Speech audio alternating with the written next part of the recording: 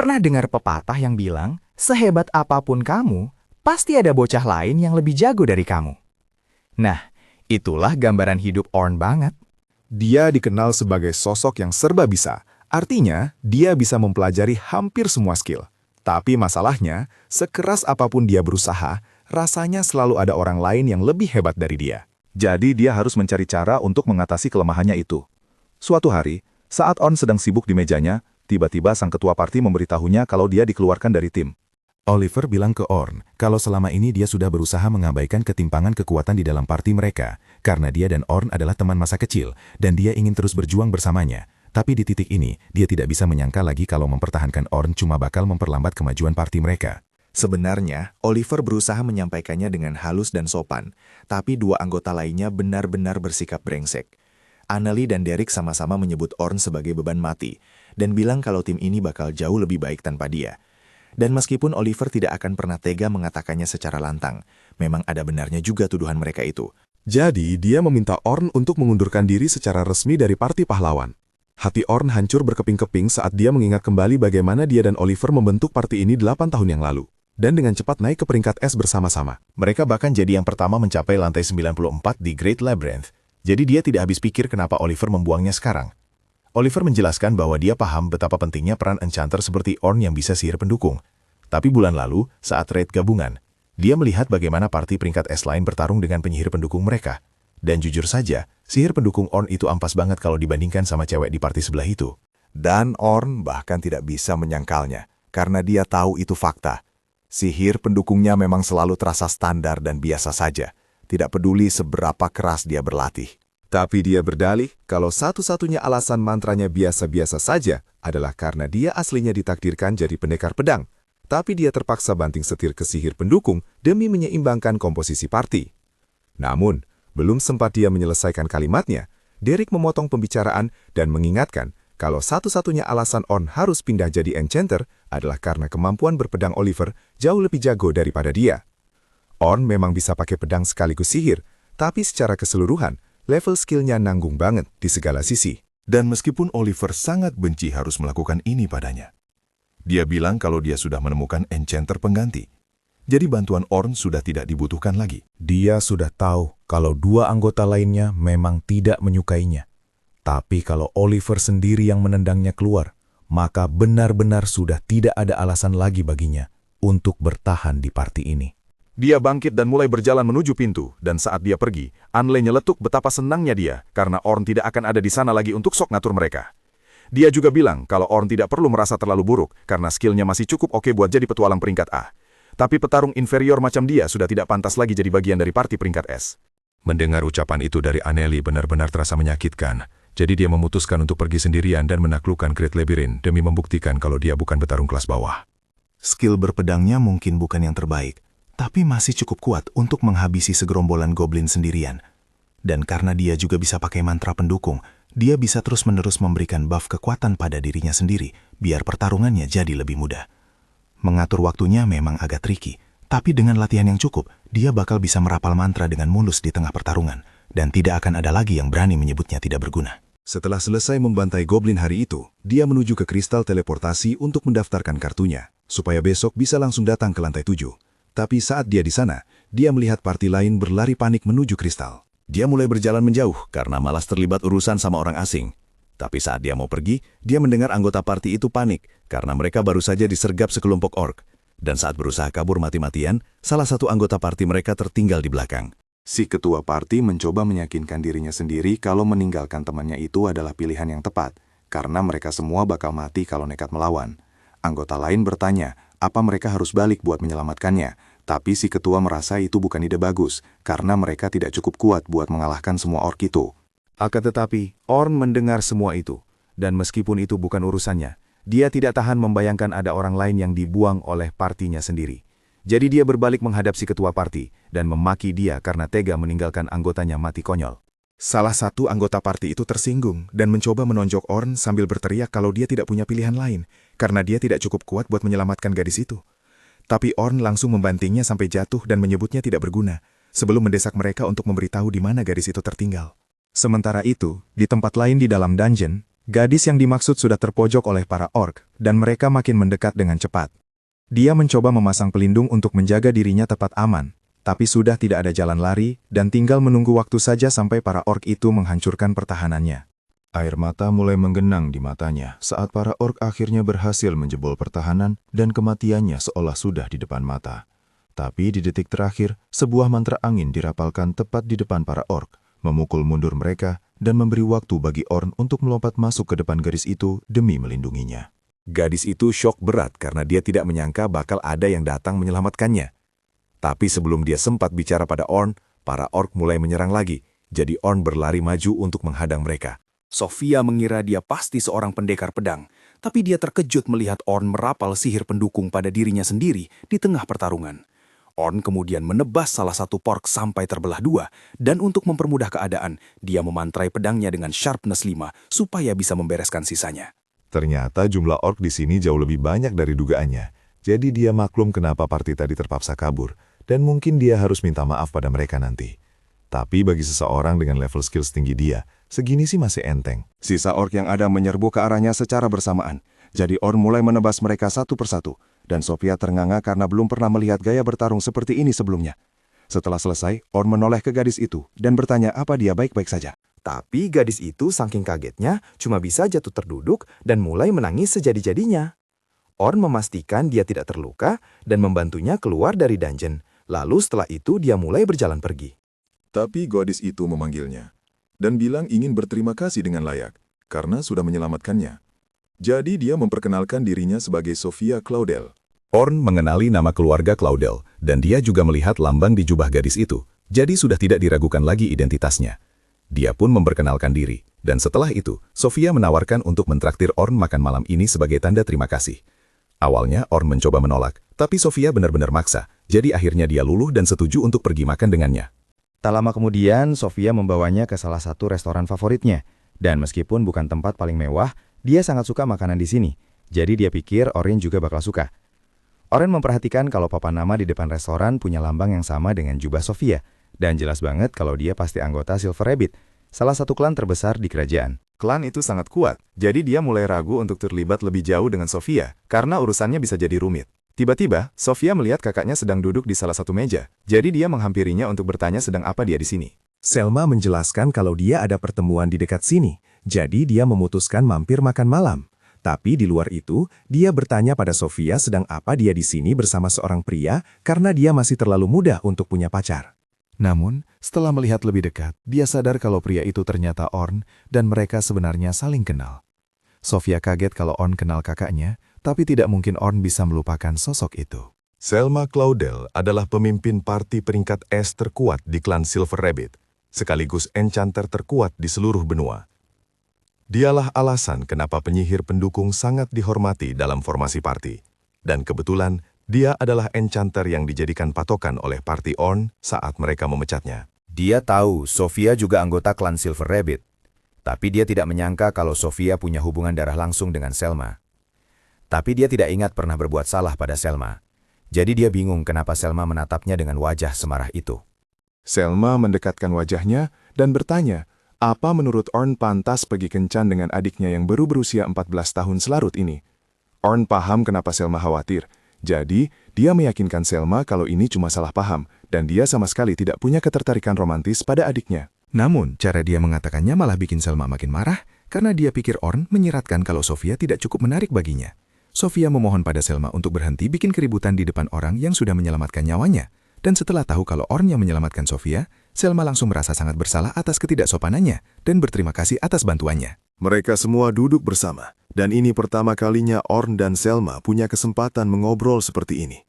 Orn menjelaskan kalau mereka bertemu saat raid bulan lalu, dan karena mereka sama-sama enchanter, mereka menghabiskan banyak waktu bersama, meskipun Orn kebanyakan cuma jadi asisten Selma. Selma bilang kalau Orn sangat membantu waktu itu. Tapi ya wajar saja bagi seseorang dari parti pahlawan. Namun, Orn memberitahunya kalau dia sebenarnya sudah bukan bagian dari parti pahlawan lagi. Selma kaget mendengarnya, karena dia tidak habis pikir kenapa parti itu mau membuang orang seberguna Orn. Tapi dia bukan orang yang menyia-nyiakan kesempatan bagus, jadi dia bertanya apakah Orn tertarik menerima sebuah pekerjaan. Orn bilang dia sebenarnya ingin bertualang sendirian dulu untuk sementara waktu, jadi dia tidak bisa bergabung dengan klannya. Tapi Selma bilang dia cuma butuh seseorang untuk ikut dalam ekspedisi pelatihan yang diadakan klannya besok, dan dia menjamin Orn bakal dibayar mahal atas usahanya. Yang perlu dia lakukan cuma fokus mengajar para rekrutan baru. Mereka berencana menghabiskan sekitar 3 hari di lantai 50, dan mereka sudah punya sekelompok petualang peringkat A yang memimpin ekspedisi itu. Tapi Selma bakal merasa jauh lebih tenang kalau Orn ada di sana untuk membantu. Lagi pula, setelah bekerja bersamanya di raid gabungan, dia bisa melihat betapa kompetennya Orn sebenarnya sebagai seorang enchanter. Orn merasa terhormat mendengar Selma menghargai kemampuan enchantnya. Tapi dia baru saja dipecat dari partinya karena dianggap enchanter lemah dibandingkan Selma, dan dia tidak mau membatasi dirinya cuma jadi pendukung lagi. Jadi dia menolak tawaran itu dengan sopan. Selma terkejut, karena dia tidak menyangka Orn bakal menolaknya. Tapi Orn bilang dia punya alasannya sendiri. Selma tidak berniat memaksanya kalau dia memang tidak mau. Tapi Sofia mulai memohon padanya untuk mempertimbangkan lagi, karena dia bakal merasa jauh lebih aman di ekspedisi kalau ada Orn. Orn masih enggan kembali ke masa-masa dia cuma jadi enchanter, tapi melihat Sofia memohon seperti itu membuatnya berpikir ulang. Jadi dia bilang dia akan memikirkannya dulu sebelum mengambil keputusan. Selma senang mendengar Orn setidaknya mau mempertimbangkan tawarannya. Tapi untuk memperjelas, Orn memberitahunya kalau dia hanya akan menerima tawaran itu jika dia diizinkan bertarung menggunakan pedangnya, karena dia tidak mau lagi dibatasi hanya pada sihir enchantment. Selma tidak percaya dengan apa yang baru saja dia dengar, karena dia belum pernah melihat enchanter beralih jadi pendekar pedang. Dan jujur saja, dia ragu Orn bakal jago berpedang. Tapi dia pikir kalau situasi jadi gawat, Orn pasti bakal balik menggunakan enchantment lagi. Dia memberitahu Orn kalau dia memutuskan untuk bergabung. Dia harus datang ke markas Silver Rabbit besok pagi-pagi sekali, lalu mereka pun berpisah malam itu. Sebelum Orn pulang ke rumah, dia mampir sebentar ke toko senjata, dan sepertinya dia cukup akrab dengan pemiliknya. Itulah kenapa dia datang ke sini untuk mengobrol. Si kakek pemilik toko menyeduhkan secangkir teh untuknya, dan berterima kasih pada Orn atas bantuannya. Karena bisnis di sini jadi laris manis sejak Orn mulai merekomendasikan tempat ini. Namun, justru itulah yang ingin dibicarakan Orn padanya. Dia memberitahu si kakek kalau dia sudah dikeluarkan dari parti pahlawan. Jadi, sekarang tidak akan ada yang mendengarkannya lagi, meskipun dia merekomendasikan toko itu. Dan dia ingin minta maaf karena tidak bisa membantu lagi. Namun, pria itu bilang dia tidak perlu minta maaf. Entah Orn bagian dari parti pahlawan atau bukan, dia tetap orang yang sama. Dan dia sudah melakukan banyak hal untuk membantu di sini. Dan pria itu sangat berterima kasih. Orn mungkin bukan pahlawan lagi secara gelar, tapi hatinya tetap seorang pahlawan. Jadi pria itu berpesan padanya untuk hidup demi dirinya sendiri mulai sekarang, dan menolong orang sebanyak yang dia inginkan. Begitu mereka akhirnya masuk, Vince Briers, ketua dari klan kelinci perak langit malam, langsung menyambut Orn dan bilang kalau dia sudah dengar banyak soal dia. Orn memperkenalkan diri dengan sopan, bilang kalau dia merasa terhormat bisa bertemu pemimpin klan terkenal ini. Vince buru-buru meluruskan biar Orn gak kaku-kaku amat, soalnya dia tahu Orn sudah keluar dari parti pahlawan. Jadi mereka gak perlu buang waktu buat saling menebak isi hati masing-masing. Orn setuju, dan bilang kalau dia ingin dengar lebih detail soal ekspedisi pelatihan ini. Terlebih dahulu, jadi Vince meminta Selma buat menjelaskan. Setelah posisi mereka enak, Selma memberitahu kalau mereka bakal menyapu dari lantai 1 sampai lantai 51 di labirin besar cuma dalam waktu 3 hari. Rinciannya gila sih, mereka bakal selesai di lantai 21 pada hari pertama, lantai 36 di hari kedua dan seterusnya. Adegan kemudian bergeser sedikit ke masa lalu, pas Selma lapor ke Vince soal keluarnya On dari parti pahlawan. Vince bilang itu kerugian besar buat mereka, karena tanpa On, kekuatan parti pahlawan bakal anjlok parah. Selma setuju banget. Dia bilang sihir pendukung alias support magic milik Orn itu yang bikin mereka bisa tembus ke level yang sebenarnya mustahil mereka capai. Efek sihir Orn memang kalah kuat dari rata-rata, tapi kecepatan castingnya itu loh, gila banget. Minimal 4 kali lebih cepat dari Selma sendiri. Terus dia bisa pakai banyak mantra orisinal sekaligus, plus kemampuan analisis situasi, prediksi gerakan musuh, dan kasih support di detik yang pas banget. Pokoknya dia punya semua skill yang dibutuhkan seorang enchanter. Tanpa dia, parti pahlawan bakal jadi jauh lebih lemah. Dan ini kesempatan emas buat kelinci perak untuk kembali ke puncak. Vince bilang dia sempat dengar soal Orn pas mereka raid bareng, tapi masih agak susah percaya. Selma bilang wajar sih. Enchanter kan sering gak dapat apresiasi yang layak. Meskipun Selma tahu dirinya terkenal, dia merasa orang-orang terlalu memujinya. Padahal yang beneran monster kayak Orn malah gak menonjol. Balik ke masa kini, Orn paham kalau intinya ada 10 parti pemula dan 5 pengawal, termasuk dirinya dan Selma. Para parti pemula bakal giliran lawan monster, Dan kalau ada kejadian di luar nalar, baru pengawal yang turun tangan. Selma mengiyakan itu, dan Orn memutuskan buat nanya kenapa pengawalnya cuma 5 orang. Kalau jadwalnya segila ini dan memang seserius itu, biasanya mereka bakal meminimalisir resiko dengan bawa banyak party peringkat A buat backup para pemula.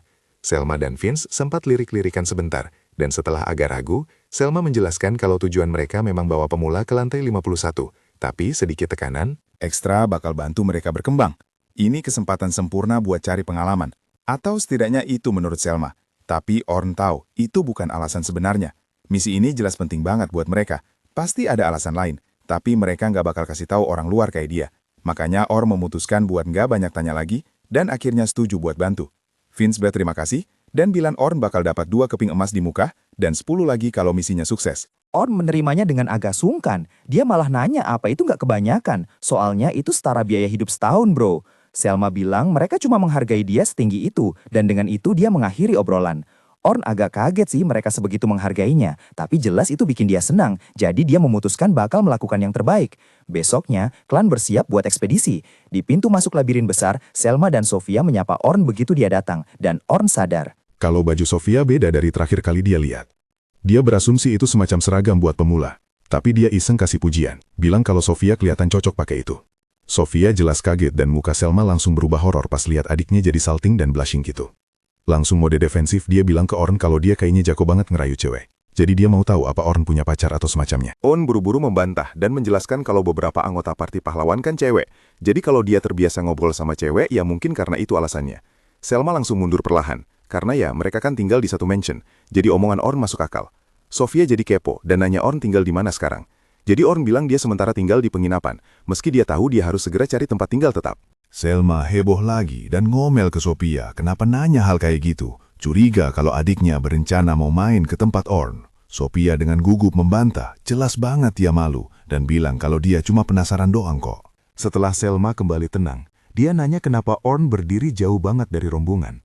Orn bilang dia kan orang luar, jadi dia pikir dia bakal bikin para pemula gugup. Selma mengakui kalau mereka semua memang lagi tegang banget sekarang. Jadi dia minta tolong Orn buat mencairkan suasana tanpa buang waktu. Dia minta Orn ikut dia dan menyuruh Sofia buat kumpul sama partinya. Selma memperkenalkan Orn ke 3 pengawal ekspedisi lainnya, menjamin ke mereka kalau Orn itu kuat. Tahu kalau Selma yang menjamin, para pengawal yakin kalau mereka bisa percaya sama Orn. Terus Orn jadi agak gugup dan minta Selma jangan bikin ekspektasi ketinggian buat dia. Tapi Selma cuma senyum dan minta dia jangan terlalu merendah. Di luar itu, Orn memperkenalkan diri sebagai penyerang garis depan alias attacker, dan para pengawal lain juga memperkenalkan diri.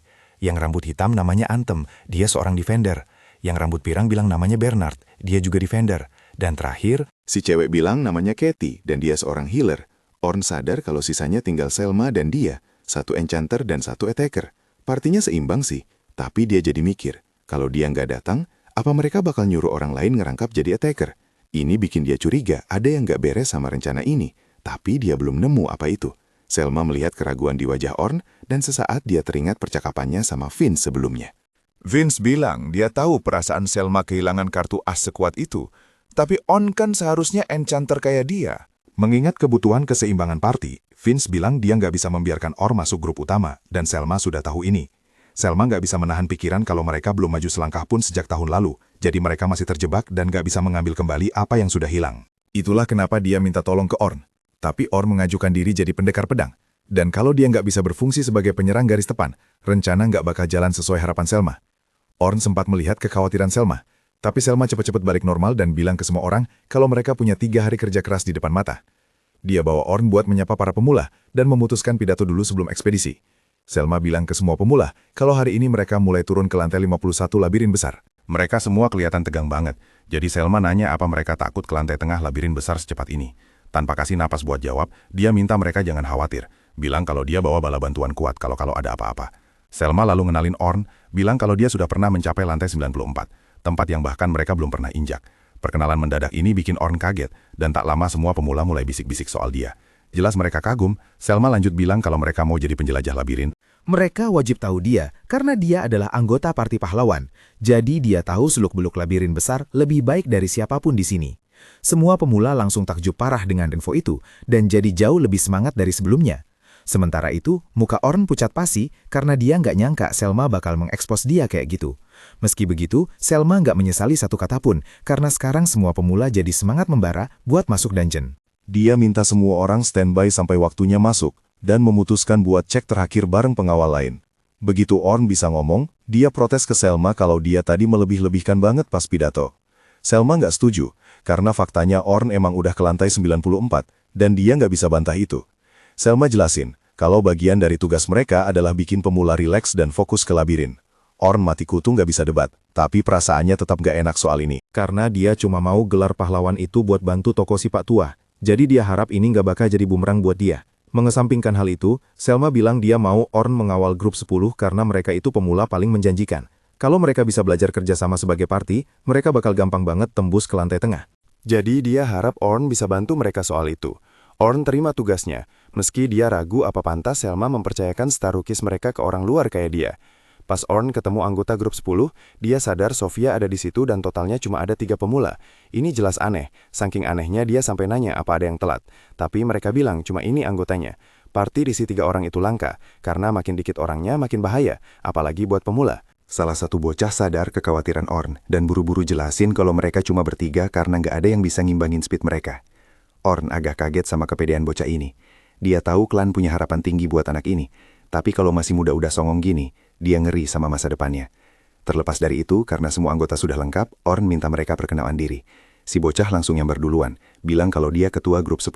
Namanya Logan Hayward, seorang enchanter dan pria yang suatu hari bakal melampaui Selma. Orn sekali lagi mengonfirmasi betapa pedenya anak ini, tapi dia diam saja dan membiarkan anggota berikutnya ngomong. Cewek di sebelah Logan memperkenalkan diri sebagai Caroline Englot, bilang kalau dia seorang defender. Orn menyinggung fakta kalau dia nggak pakai armor sama sekali buat seorang defender, dan nanya apa dia bakal pakai armor pas udah di dalam labirin. Caroline jadi agak kecewa tahu Orn nanya. Pertanyaan yang sama kayak orang lain, dan menjelaskan kalau dia itu defender yang nggak pakai armor atau tameng. Orn berasumsi dia tipe yang cuma menghindar bukannya menangkis, dan Caroline membenarkan, bilang kalau dia nggak mau disentuh monster, tapi dia mau bunuh banyak monster, makanya dia pilih jadi defender, biar bisa sedekat mungkin sama musuh. Defender tipe dodge biasanya menghindar pakai kecepatan, alih-alih pakai pertahanan buat nahan serangan. Tapi Orn memperingatkan kalau itu susah dicapai sampai dia punya pengalaman tempur yang cukup. Logan bilang kalau semua orang di klan udah coba peringatin dia, tapi dia cuek aja. Caroline balas bilang kalau Logan juga nggak dengerin omongan guru, tapi Logan bilang dia nggak perlu dengerin karena dia emang sejenius itu. Sofia buru-buru coba hentikan ribut-ribut mereka, tapi Orn sudah tahu kalau mereka ini anak-anak bermasalah. Terakhir, meski mereka sudah saling kenal, Sofia juga memperkenalkan diri, bilang kalau dia penyerang belakang, seorang caster.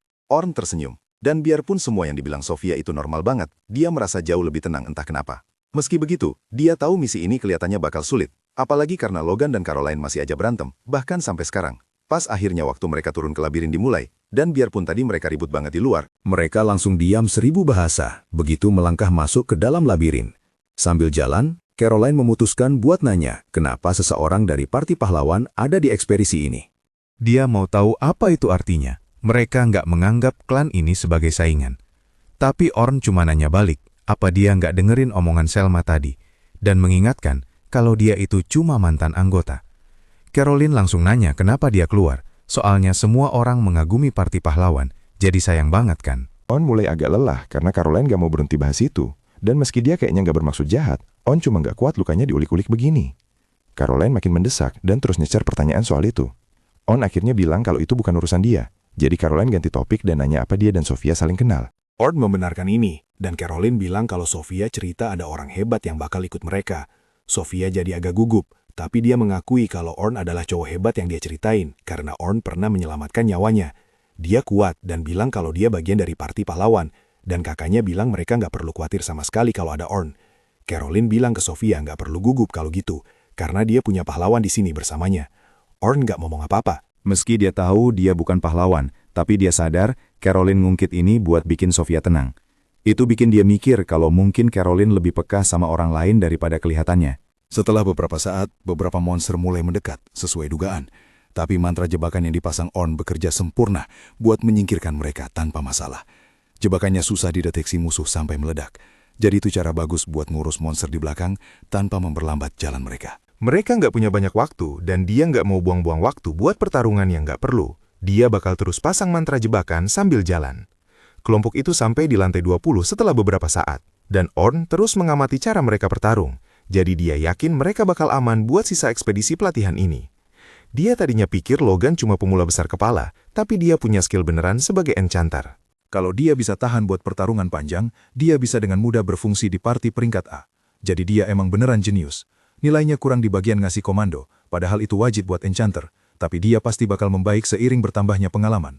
Di sisi lain, kecepatan Caroline sebagus yang dia harapkan dari seseorang yang mau jadi defender tipe dodge.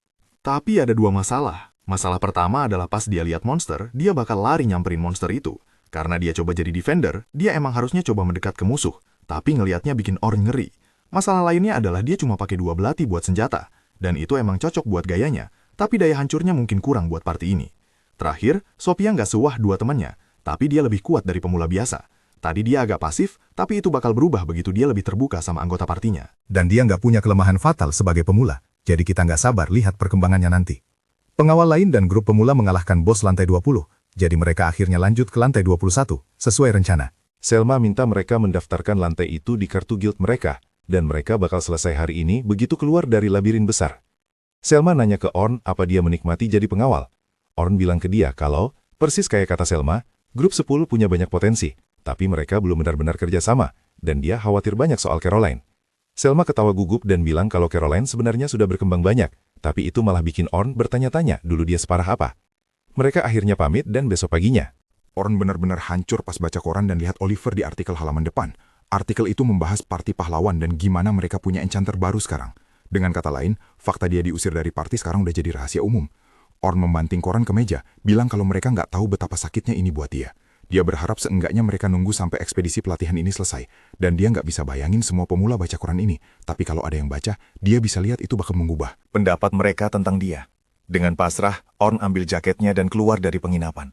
Tahu kalau nggak ada gunanya mikirin itu sekarang, dan nggak ada yang bisa dia perbuat. Dia memutuskan buat langsung ke titik kumpul aja. Tapi pas dia lagi jalan di kota, seorang cewek tiba-tiba memanggil namanya. Orn langsung berhenti, mengenali suara itu dengan sangat baik. Dan pas dia berbalik, dia lihat Luna, anggota party pahlawan. Dia nggak bergerak dari tempatnya, masih agak syok. Jadi Luna yang memutuskan buat mendekat, bilang kalau sudah lama ya sejak Orn ada di party pahlawan. Bahkan saat anggota lain makin dingin ke dia, Luna selalu memperlakukan dia sama seperti biasa, apapun yang terjadi. Pas dia diusir, Luna lagi pergi karena urusan keluarga. Tapi dia tahu kalau Luna ada di sana, ceritanya pasti bakal beda. On nggak bisa nahan senyum, sadar kalau dia masih punya keterikatan sama party pahlawan. Dia nanya apa Luna butuh sesuatu, tapi kaget pas Luna tiba-tiba minta dia balik ke party mereka, karena mereka butuh kekuatannya. Meski awalnya kaget, On Sudah tahu kalau Luna mungkin bakal ngomong gitu, karena dia selalu menghargai Orn. Orn bilang ke dia kalau dia nggak yakin itu yang dimau sisa anggota party. Apalagi habis lihat artikel di koran hari ini. Luna rupanya nggak tahu artikel apa yang dia maksud, dan mengakui kalau dia sebenarnya minta atas inisiatif sendiri. Tetap saja, dia meyakinkan Orn kalau dia mau ikut. Luna bakal berusaha keras buat bujuk semua orang. Orn kaget dengar itu, sadar kalau Luna beneran serius mau bawa dia balik. Tapi, ekspresinya berubah sedih karena dia tahu kalau semuanya sudah terlambat karena banyak alasan. Orn bilang ke dia kalau setelah artikel itu terbit, mustahil dia bisa balik, dan dia juga nggak mau balik. Luna minta maaf dengan sedih, bilang kalau dia belum lihat koran hari ini, jadi dia nggak tahu apa isinya. Biarpun begitu, dia menggenggam tangan Orn dan mengingatkan janji kalau mereka bakal menaklukkan labirin besar bareng-bareng. Pernyataan itu jelas menyakiti Orn, yang dengan kasar menarik tangannya dan mengingatkan Luna kalau mereka bikin janji itu bareng Oliver, dan Oliver lah yang nendang dia keluar, jadi itu nggak bakal pernah kejadian sekarang. Luna nggak tahu harus ngomong apa, tapi sebelum dia bisa bicara, Orn minta maaf dan pergi tanpa sepatah kata pun, meninggalkan Luna sendirian. Jauh di lubuk hati, Orn ingin mereka bertiga tetap seperti dulu, menepati janji yang mereka buat pas masih kecil. Tapi nggak ada jalan kembali sekarang, dan nggak ada tempat buat dia di sana, karena semuanya sudah berakhir hari itu. Di tengah perjalanan, On terus kepikiran soal momen pahit saat dia diusir dari party pahlawan. Masalahnya, koran hari ini memuat berita itu dengan sangat jelas, yang artinya, para rekrutan baru pasti bingung harus bersikap gimana ke dia. Apalagi, kemarin Selma udah nge-hype banget kalau On itu alumni party pahlawan yang keren. Tapi sekarang, kenyataan pahit justru terbongkar. Tak lama kemudian, dia sampai di pintu masuk dungeon dan melihat para pemula sudah menunggu, tapi atmosfer di sana sudah berubah total. Jelas banget kalau semua orang di sini sudah baca koran pagi ini. Para pemula kasakusuk membicarakan fakta bahwa Orn sudah bukan bagian dari parti pahlawan lagi. Sementara itu, Logan berpikir kalau situasinya bakal beda kalau Orn keluar atas kemauannya sendiri. Tapi fakta bahwa koran itu secara gamblang menyebut Orn ditendang karena dianggap terlalu lemah, mengubah segalanya. Orn mencoba menyapa para pemula itu, tapi respon yang dia dapat campur aduk. Dia sadar kalau kehadirannya tidak lagi disambut hangat seperti kemarin. Semua gara-gara judul berita konyol itu. Tepat saat itu, Selma datang bersama Burn dan Katie. Dia langsung minta maaf ke Orn karena sudah bikin salah paham. Soalnya, dia yang maksa pamer kalau Orn itu mantan anggota parti pahlawan, biar para pemula merasa aman. Orn langsung bilang kalau ini bukan salah Selma, dan dia harus tetap tegakkan kepala buat memimpin parti ini masuk ke dungeon. Saat Orn memberikan dukungan moral, Burn dan Katie ikut menimpali. Mereka menegaskan kalau nggak peduli apa masalah antara Orn dan parti pahlawan, faktanya tetap satu. Orn adalah segelintir manusia di dunia ini yang pernah menginjakkan kaki di lantai 94 dan pulang dengan selamat. Kata-kata itu bikin Orn sedikit lega dari tatapan menghakimi orang-orang. Dia lalu menuju ke timnya, di mana Sofia dan Carol menyapanya dengan senyum tulus. Tapi Logan terlihat agak ragu dan bingung harus bersikap gimana ke Orn sekarang. Orn memutuskan buat mencairkan suasana dan nanya ke timnya apa mereka sudah lihat koran hari ini. Sofia dan Carol jawab kalau mereka lihat, tapi gak sudi bacanya karena isinya pasti bohong. Namun Logan bukan tipe orang yang percaya berita gosip murahan. Dia terbiasa mencari kebenaran, jadi dia tanya langsung ke Orn apakah berita itu benar. Orn menjawab kalau secara teknis koran itu benar, karena dia memang diusir dari parti. Alasannya memang karena dia dianggap terlalu lemah oleh anggota parti lainnya. Orn minta maaf karena gak jujur dari awal, dan bilang kalau dia bukan pahlawan hebat yang mereka harapkan. Sofia gak terima dan langsung nyolot kalau Orn bohong. Dia bilang Orn itu super kuat, karena dia lihat sendiri Orn membantai gerombolan ork sendirian tanpa keringetan sedikit pun. Orn berterima kasih karena Sofia percaya padanya. Dia meyakinkan sisa timnya bahwa meskipun dia bukan lagi bagian dari parti pahlawan, dia masih cukup kompeten untuk membantu mereka mencapai lantai 51 dengan mudah. Jadi dia minta mereka percaya padanya. Para cewek terlihat puas dengan jawaban itu, tapi Logan tampak kecewa karena merasa dikhianati. Mereka pun masuk ke dungeon. Target hari ini adalah para rekrutan harus menempuh lantai 21 sampai lantai 35. Tapi aturannya, Orn nggak boleh kasih perintah atau panduan apapun. Cuma boleh mengamati dari belakang dan baru boleh turun tangan kalau situasi sudah kacau balau. Perjalanan mereka mulus. Carol membereskan semua monster di lantai 24 dengan bantuan dua belatinya dan gaya bertarung jarak dekatnya yang agresif. Sementara itu, Sofia berhasil mengatasi monster-monster besar di level 30, yang bikin Orn kaget dan bertanya-tanya apa dia sempat meremehkan kemampuan Sofia. Tak lama mereka masuk ke lantai 31, yang merupakan area lantai menengah. Ini artinya para pemula sudah masuk wilayah asing dan butuh arahan dari pemandu mereka. Kali ini, Orn mengambil alih posisi depan, memastikan gak ada kejutan berbahaya yang ngumpet di lantai ini. Tiba-tiba, Orn merasakan kehadiran sekumpulan goblin di depan dan menyuruh timnya bersiap tempur. Dia juga sadar ada seekor ork nyasar yang berkeliaran di area yang sama, yang bikin pertarungan ini bakal sedikit tricky. Tapi karena angkatan pemula kali ini skill bertarungnya oke punya, Orn gak khawatir bakal kalah. Dia langsung instruksikan Carol buat nyerang para goblin, sementara Sofia disuruh mengurusi ork dengan bantuan sihir jarak jauhnya. Keduanya mematuhi instruksi itu. Sofia langsung masuk mode tempur dan mulai bentrok sama para goblin. Saat Sofia bersiap menghadapi goblin, Orn menoleh ke Logan buat nyuruh dia pakai sihir support. Tapi sebelum Orn selesai ngomong, Logan udah duluan bikin lingkaran sihir dan merapal mantra agility ke Carol, buat kasih dia keunggulan lawan goblin. Logan masih belum yakin kalau orang kayak Orn pantas memandu dia. Apalagi menurutnya saran Orn itu terlalu standar, sampai siapapun juga bisa mikir hal yang sama. Tapi tiba-tiba situasi jadi runyam saat si ork memicu trauma masa lalu Sofia. Cewek itu mulai panik di depan musuh dan gagal menyiapkan serangan. Ini bisa jadi bencana buat mereka semua. Karena Logan lagi sibuk merapal mantra buat Carol, dia cuma bisa natap Orn dengan pasrah sambil mikir, pemandu macan apa dia ini? Kenapa dia nggak bantuin Sofia? Tiba-tiba Logan melihat Orn membuat segel sihir yang secara drastis mengurangi kecepatan si ork. Orn lalu bergerak ke arah Sofia dan bilang supaya dia tenang dan bidik dengan benar, karena Sofia jauh lebih kuat dari ork itu dan nggak perlu takut. Sofia menarik napas panjang, lalu menembakkan bola api raksasa, yang langsung menghancurkan ork itu sampai jadi debu.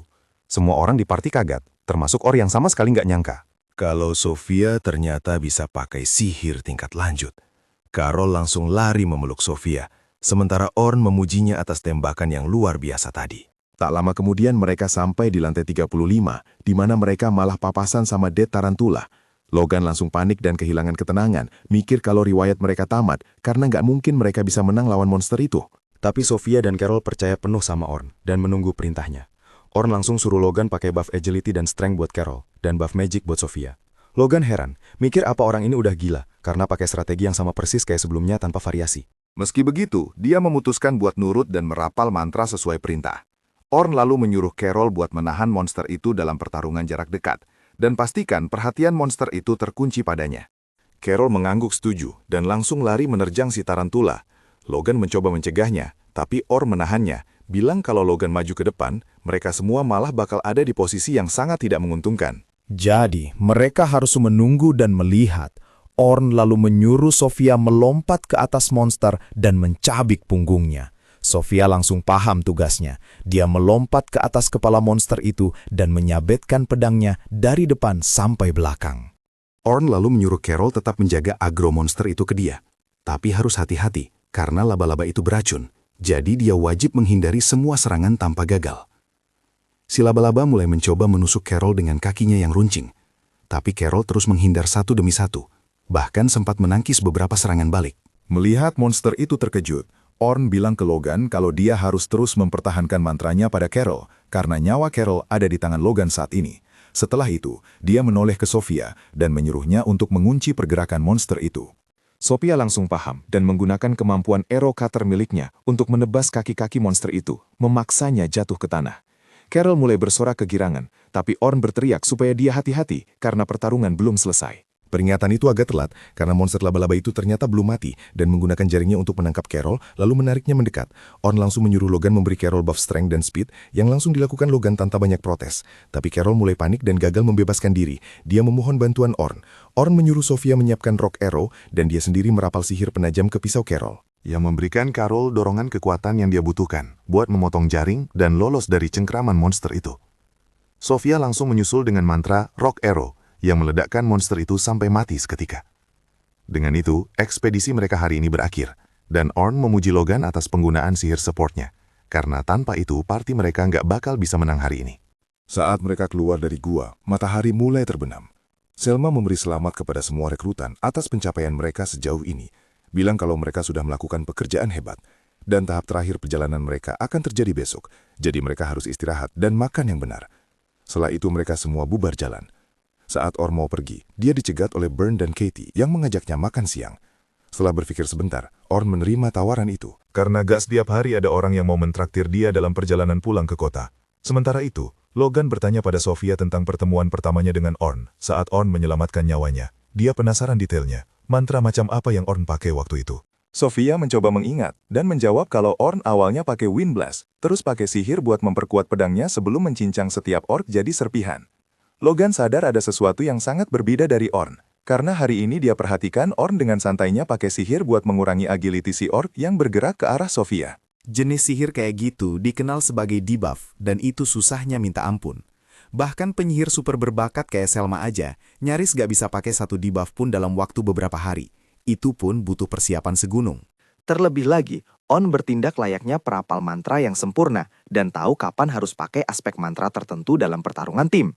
Dia tahu kapan durasi setiap buff bakal habis, dan bahkan menggunakan sihir antisipasi untuk memprediksi gerakan musuh. Ini bikin Logan sadar kalau dia salah besar menilai Orn. Dia bukan penyihir biasa, tapi seorang jenius sejati. Kembali di kota, Orn duduk di kedai bareng Bern dan Katie. Mereka bilang pesen apa aja sepuasnya, mereka yang bayar. Mereka lalu mulai tanya soal peran aslinya, karena dulu dia adalah enchanter di parti pahlawan. Tapi sekarang dia ngaku sebagai swordsman. Orn menjawab kalau dia dari dulu selalu jadi swordsman. Sejak dia lihat kakeknya membantai monster raksasa yang pernah nyasar ke desanya. Sejak saat itu, tertanam di otaknya kalau apapun yang terjadi, dia bakal jadi seorang ahli pedang. Dan impian itu sempat jadi nyata sebentar saat dia jadi swordsman di parti pahlawan. Tapi, saat mereka mulai masuk ke lantai-lantai bawah, tempo mereka mulai melambat karena intensitas dan kekuatan monster makin gila. Di saat yang sama, Selma mempopulerkan strategi tim di mana semua orang bergantung pada enchanter untuk keputusan, jadi mereka memutuskan ikut strategi yang sama. Sialnya, karena seluruh parti mereka nggak ada yang punya bakat jadi enchanter, pilihan terbaik cuma Orn. Demi kepentingan parti, Dia memutuskan merelakan posisinya sebagai swordsman dan beralih jadi enchanter. Dia mulai berpikir dengan getir, kalau parti pahlawan sekarang punya peluang 0% buat menaklukkan level selanjutnya. Tapi dia memutuskan gak ada gunanya mikirin itu lagi. Dia lalu bilang ke dua temannya itu, kalau sekarang dia mau jadi swordsman serba bisa, alias all-rounder, yang bisa mengatasi lantai level bawah sendirian tanpa butuh party. Dia sama sekali gak tahu, kalau besok harinya, parti pahlawan justru bakal berkunjung ke dungeon yang sama yang mau dia taklukkan. Keesokan paginya, Orn berjalan menuju gua sambil merenung. Kalau ini bakal jadi hari terakhirnya memimpin parti anak-anak muda itu. Di dekat pintu masuk, dia melihat Sofia dan yang lainnya sudah menunggu. Sambutan mereka hangat banget, dan Orn langsung sadar kalau rasa percaya diri anggota parti ini ke dia sudah jauh lebih besar dibanding hari sebelumnya. Bahkan si Locke kelihatan jauh lebih bisa menerima dan percaya sama Orn. Carol tiba-tiba angkat bicara, bilang kalau karena ini hari terakhir, Sofia punya sesuatu yang mau diomongin. Carol mulai menyikut Sofia, mendesaknya buat ngungkapin isi hati. Tapi Sofia kelihatan malu-malu kucing dan gak berani ngomong jujur. Ternyata, pas lagi mandi bareng semalam, Sofia sempat curhat ke Carol kalau dia pengen Orn tetap tinggal di klan Night Sky Silver Rabbit dan bantu mereka mencapai puncak. Tapi, belum sempat Sofia ngomong dari hati ke hati, Orn keburu dipanggil sama Selma. Akhirnya, Orn cuma bilang ke Sofia kalau mereka bakal ngobrol nanti saja. Sebelum pergi, pas lagi jalan ke arah pemandu lainnya, Orn gak sengaja dengar obrolan sekumpulan pemula kalau parti pahlawan hari ini bakal masuk dungeon juga. Katanya sih mereka mau melakukan uji coba bareng parti baru mereka buat mastiin kerja sama timnya klub. Orn jadi penasaran, mereka bakal nyoba lantai berapa ya? Dan dia langsung kaget pas tahu kalau mereka nggak pergi ke lantai terdalam, yaitu lantai 94. Tapi malah mau mulai dari lantai 92, cuma buat ngetes parti baru. Orn beneran shock dengannya. Menurut dia, parti pahlawan nggak semestinya mulai di lantai 92. Apalagi bawa anggota baru pengganti dia. Harusnya sih mereka coba lantai bawah dulu buat ngebangun chemistry team. Akhirnya, Orn memutuskan kalau mikirin parti pahlawan cuma buang-buang waktu. Mending dia fokus sama tujuannya sendiri di sini. Sementara itu, balik ke lantai 92. Oliver, si pemimpin parti, lagi nyemangatin timnya. Dia sesumbar kalau mereka nggak bakal nemu masalah buat ngeberesin dungeon ini, tapi tetap minta mereka waspada. Oliver lalu nengok ke anggota terbaru mereka, Philly, seorang enchanter beramut hijau. Si Tank nyuruh Philly buat nunjukin kemampuannya. Sementara si penyihir bego ikut nimbrung, bilang kalau Philly nggak kayak si Orn, yang cuma bisa segalanya tapi nanggung. Jadi mereka pasti aman-aman saja. Oliver terus ngelirik ke arah Luna, yang dari tadi diam 1000 bahasa, sebagai bentuk protes, karena dia nggak pernah setuju Orn keluar. Tapi Oliver yakin banget, setelah dungeon run ini, bahkan Luna pun bakal setuju kalau keputusan mereka benar dan Orn memang biang masalahnya. Ternyata, Luna bahkan nggak dilibatkan dalam rencana busuk Oliver dan yang lainnya buat nendang Orn dari tim. Dia baru tahu soal itu pas malam ketika Oliver lagi ngasih selamat ke Philly karena masuk party dan ngadain pesta penyambutan buat dia. Ain dan Derek sama-sama ngejek Orn, bilang kalau sekarang mereka punya enchanter beneran dan bukan si serba bisa yang nggak berguna itu. Mereka pasti bisa namatin dungeon sampai lantai 100 dalam sekejap. Mereka bahkan pamer ke Philly kalau duit mereka banyak banget. Padahal aslinya, Orn itu hemat banget ngatur keuangan dan nggak pernah boros buat kebutuhan pribadi. Philly jadi agak nggak enak dan nanya, bukannya dana party itu cuma buat keperluan party ya? Dan bukan buat dipakai pribadi. Tapi Ain langsung menepis omongan itu, ngeklaim kalau uang mereka itu bejibun. Lagian apa gunanya uang kalau nggak tahu cara makainya? Oliver motong pembicaraan, bilang mereka harus udahan ngomongin Orn dan move on, karena dia udah nggak relevan lagi. Pas mereka baru aja mau bersulang buat merayakan bergabungnya Philly, Luna lari masuk ke ruangan dengan napas ngos-ngosan dan bilang dia perlu ngomong sama Oliver. Tiba-tiba dia sadar ada Philly di situ, orang yang bahkan belum dia kenal, dan minta ngomong empat mata sama Oliver. Oliver malah nyuruh ngomong di situ aja di depan semua orang. Jadi Luna nggak punya pilihan. Dia bilang kalau dia baru dengar kabar Orn bakal ikut raid bareng klan Night Sky Silver Rabbit dan nanya, kok bisa sih? Derek dan Ain sama-sama bingung. Ain nanya, gimana bisa Orn gabung Night Sky Silver Rabbit cuma dalam 3 hari? Padahal mereka bilang dia lemah banget. Derek berduduh kalau Orn pasti masih pamer lencana peringkat S dia, yang katanya dia dapetin berkat party ini. Dan itulah cara dia dapat kerjaan. Luna bingung, dan nanya mereka ini ngomongin apa. Pas Oliver nyuruh dia tenang dan dengerin, Aine malah nyela dan ngasih tahu Luna kalau si Orn yang serba nanggung itu udah cabut dari party 3 hari yang lalu. Berita soal Orn keluar dari party bikin Luna shock berat. Dia nanya, apa Orn akhirnya nyerah sama mereka? Tapi Derek, si raksasa bego itu, malah buka mulut besarnya dan bilang kalau kejadiannya justru kebalikannya. Orn gak pergi sendiri. Merekalah yang maksa nendang dia keluar karena dianggap pecundang. Luna kaget setengah mati dan nengok ke Oliver, nuntut kebenaran. Oliver dengan santainya jawab kalau itu benar, dan coba ngenalin Luna ke Philly, anggota baru mereka. Luna langsung motong omongannya, menegaskan kalau dia bakal nentang siapapun yang ngambil tempat Orn. Ini bikin si Tank yang gak peka itu kesel, dan neriakin Luna buat diam, karena anggota baru lagi coba nyapa dia. Oliver nenangin Derek dan coba ngasih alasan ke Luna. Bilang kalau Orn udah gak cukup bagus buat party mereka, dan cuma bakal jadi beban.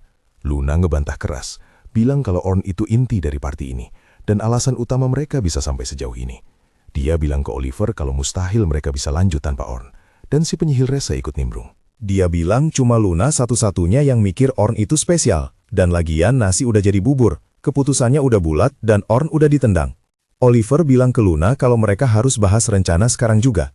Karena ini pertama kalinya mereka kerja bareng Philly, mereka bakal mulai dari lantai 92, terus pelan-pelan naik ke lantai 94.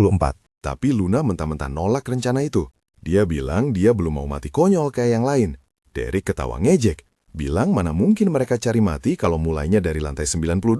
Padahal mereka udah pernah berhasil sampai lantai 94. Luna beles, kalaupun Philly itu enchanter jago, mereka harus mulai dari lantai bawah dulu, baru naik ke atas.